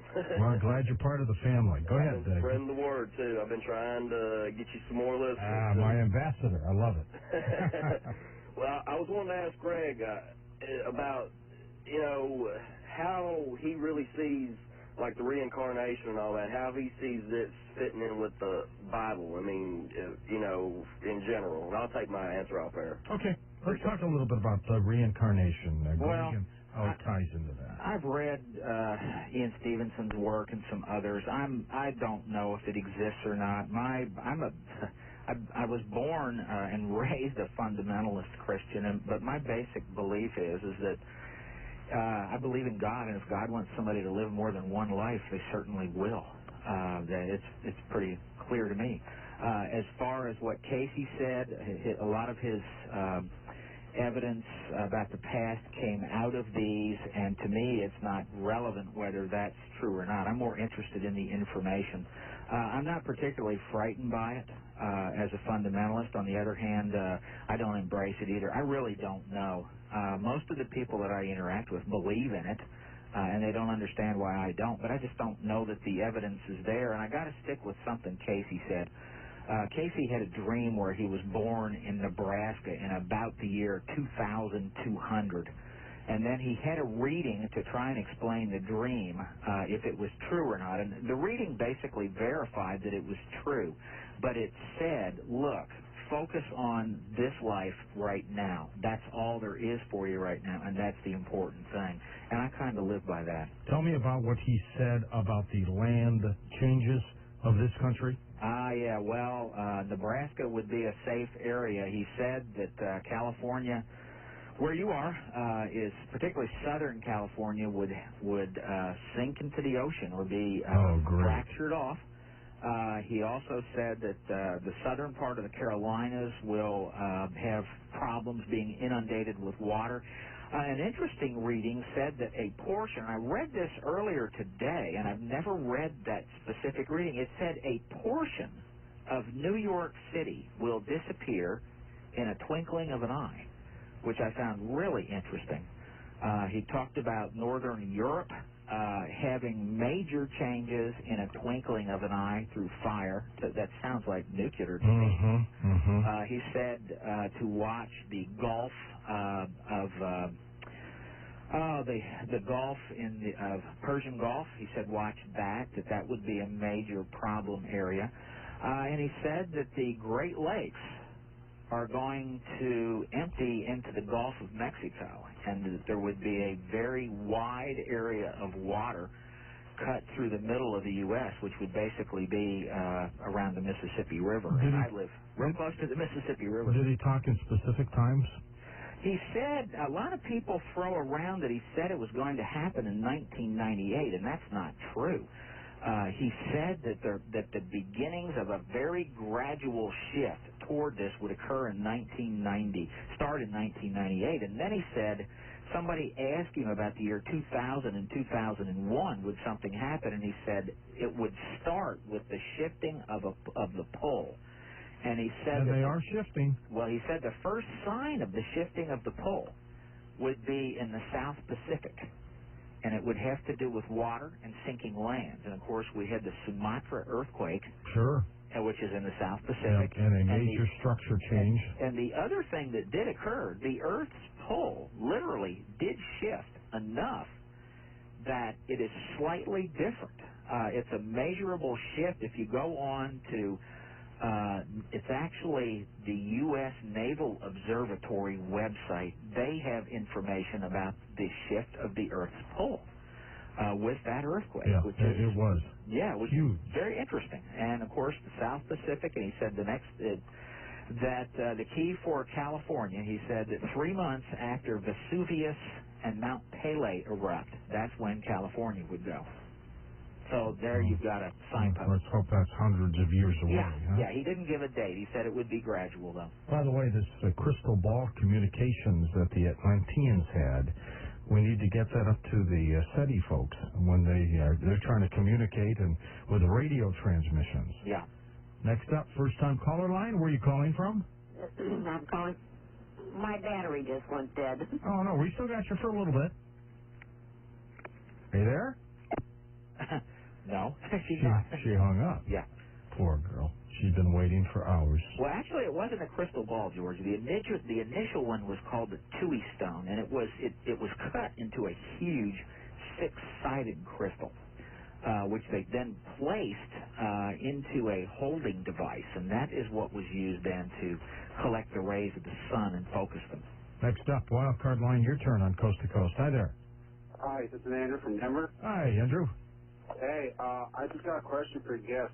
So when he finds the Hall of Records, okay, or the archives of records from Atlantis or whatever, I just want to say be careful, because most like ancient traps and all that got like ancient things like that. Good point. Got traps, and if it's worth, Raiders of the Lost Ark, those kind of things. Yeah, if it's as important as everybody believes it is, it's probably going to be worth protecting, and somebody probably did. Well, I want to say something. And all the people I've talked to and all the shows I've been on, we've talked also to literally thousands of people. You are the first person to bring that up. And the moment you said it, what came to mind was something we found at Piedras Negras, which the local guys there led us to. What was that? There is a pyramid there that they know has a tunnel system under it. And several years ago, Brigham Young University tried to tunnel into it, and it kept collapsing on them. And they finally gave up. But if you stand there and hold your hand down, there's two sides of a stairway where this collapsed tunnel is. There's cool air that just rushes out. In fact, you can almost cool off like an air conditioner there. It means the tunnel system is really long. But they had real problems, and they were actually scared because it collapsed on them several times. So he's got a good point there. I hadn't thought of it. Only a penitent man shall pass. Yeah. Remember that? One of my favorite lines. That is a great line. In case he said something similar, you had to be of the right mind to be able to get in. Next up, we'll go to our West of the Rockies line. You're on Coast to Coast. Hi there. Hello. There's a lot of evidence that Jesus traveled to India when he was between the ages of 13 and 30. In fact, the Bible says absolutely nothing about Jesus between the ages of 13 and 30, except a brief reference at the end of the 2nd chapter of Luke. And I've heard that Edgar Cayce confirmed that Jesus, in fact, did travel to India. Could you comment on this? Yes, he did say that. Yeah. That's the answer. He did say that. Thank you. That's all I wanted to know. Very good. Edgar talked on just about every subject, didn't he? Yeah, but it was 14,000 readings. I mean, that's over 50,000 pages. It's an incredible amount of material. That is. Now, the CD, the tape, whatever you're going to get me, what might it be? The tape will be of Edgar's voice during a reading. That is the tape. How long will it run? Do you know, Greg? The one that I actually have one, but I don't have the full reading on it. And it's actually an old wire recorder. Get me one with the full reading if you can. I will try to. They have only one in existence, and I don't know that it is a full reading. What I have, they have a portion of it that they put out many, many years ago, and it lasts around 20 seconds. The one that I have. Now, they may have... I want one that's longer than that. Okay. I'll see if they have a couple minutes at least, maybe even longer. It's the only recording of his voice ever made, and it was made with the old wire recording system. Oh, that's incredible! I've got to play that. Oh, it's really interesting. That would be the highlight of my career. Here. Just keep in mind, he was a Kentucky boy, so his voice in the 1800s, his voice is a Kentucky boy. We got a lot of listeners in Kentucky. Yeah. Each time you're on the air. Hi there. Hello? Yes, sir. Where are you calling from? Bayonne, New Jersey. Okay, go ahead. Thank you. I just wanted to speak about the piers and why there's spaces between them in the water. Yes. Because there was wooden planking on top of them, and they needed the spaces so, like the other caller was saying, for the tides to go through them. I'd never thought of that either. That's a great idea. You know, they've never found that in the Mediterranean, but these things are 6,000 to 7,000 years old in the Mediterranean. Of course, none of the wood would remain. None of the wood's gone. Darn good idea. In fact, we'll probably add that to our articles. That's great. You need to be an archaeologist. Thank you, Greg. And the other thing, when you saw the submarine come up around Cuba? It was actually at Andros. There's a U.S. and British. There's actually 7 bases on Andros run by the U.S. and the British. Well, yes, sir. And you were speaking about the side scan finding the... Oh, yes, sorry. With the gallons, with the gold. Well, wouldn't our military be scanning for these gallons as well? And maybe it's with the submarines, I'm sure they know where these gallons are with all the gold, so there might be some other angle about that. Maybe. It's more likely they're spying on the Cubans, that they've got something they're doing there, but they got out of there quickly. Well, I don't know. Could be. It may be. You may be right. Could be, sir. Thank you very much. Okay. Bye. Okay, appreciate you being on the program. And maybe they're, I don't know, taking information about what the Soviets may have dumped there. I've thought that the whole time. All we know is what I've said. And it's just speculation, but there's a reason why they were there, and they were actually laying on the bottom, and I'm sure they got surprised when this sonar hit them. Wild Card Line, you're up with us on Coast to Coast. Hi there. Hey, George. How are you doing? I'm doing fine. Well, I have a quick question for you and a couple questions for your guys. Okay. Quick question for you. Did you sanctify your mirrors, young man? I have not. You have not. I have not. Oh, not heeding Evelyn's advice. Bad idea, George. But I have to let you know I'm spreading the gospel according to George all across Wisconsin, so Excellent. no problem. All right. My question for your guest, I was wondering if you'd ever heard of anything called the Ora Linde alphabet. Is that the one, the Native American one? No, it's an alphabet that it's allegedly only used by Atlanteans. I had just read about it. I'm a little fledgling occultist, and my specialty is alphabets. I came across the Ora Linde, and I wanted to know if this was maybe something made up or possibly channeled by the author. He alleges that it is an alphabet, that it was used, but I've looked some of the scripts that have actually been found by places, that... Yeah, I don't know anything about it. One thing I will say is that everything starts by being made up, including alphabets. So who knows who made it up, but it had to start that way. But I don't know anything about it. Okay, that's honest. Yet and another fair. question, right? Wild Card Line, you're on Coast to Coast. Hello, George. Yes. This is Jim from Boca Raton. Hi, Jim. I just wanted to let you know that I've been trying to get through since December. Well, you finally made it. It took you a few months, but here you are. Right. I just wanted to relate a story to you. In 1966, I started my career as a band director in Stuart, Florida. And two of my students invited me over to dinner. I was single at the time, and their mom thought it would be nice for me to come over and have dinner with them. So after dinner, the mother of my band students said, have you ever heard of Edgar Cayce? And I said, no, who's he? And she said, well, he's the sleeping prophet. And I said, well, I've never heard of him. I'm just 21 years old, Yeah, I'm just a kid. And so she said, well, let me tell you a little bit about my history. She said that when she was young, like 5 or 6 years old, she had stomach problems. And none of the doctors that her parents took her to could cure her or solve her problem. Right. So as a last resort, they took her to Virginia Beach, where Edgar Cayce was, and so they had him do his thing, and he said that she should go to New York City. There's a new doctor that's going to be there, and that he will be able to cure her. Well, they went to New York City. They looked up the doctor's name. And sure enough, there was the doctor. There was no doctor's name by that name in the phone book. So they started walking around New York City. They, thought it was a great town, So they just happened to look up, and there the doctor's shingle was being attached. Brand new doctor. Above the door. So they went in, and the doctor was able to cure her. This is amazing. Yes. Greg, this is one heck of a story. Yeah, there are several stories like that are totally documented, and they're incredible. They're just incredible. It's a great story, but it's not a story. It's the truth. I hope to God, when we talk about his accuracy, which is pretty darn high, that some of these earth changes he's inaccurate with. Well, he said they were gradual. It's kind of scary. Eventually it could happen. Yes. Well, you know that anyway. Eventually there will be a major earthquake in California. Whether or not it'll sink into the sea is another story. Absolutely. Greg, we're out of time. Your website's linked up at coasttocoastam.com. What's on the horizon very quickly? More trips. We're still writing all this up, finish this documentary, write it up, get it in some real archaeology journals, and then move on. I still want to go back to Piedras Negras.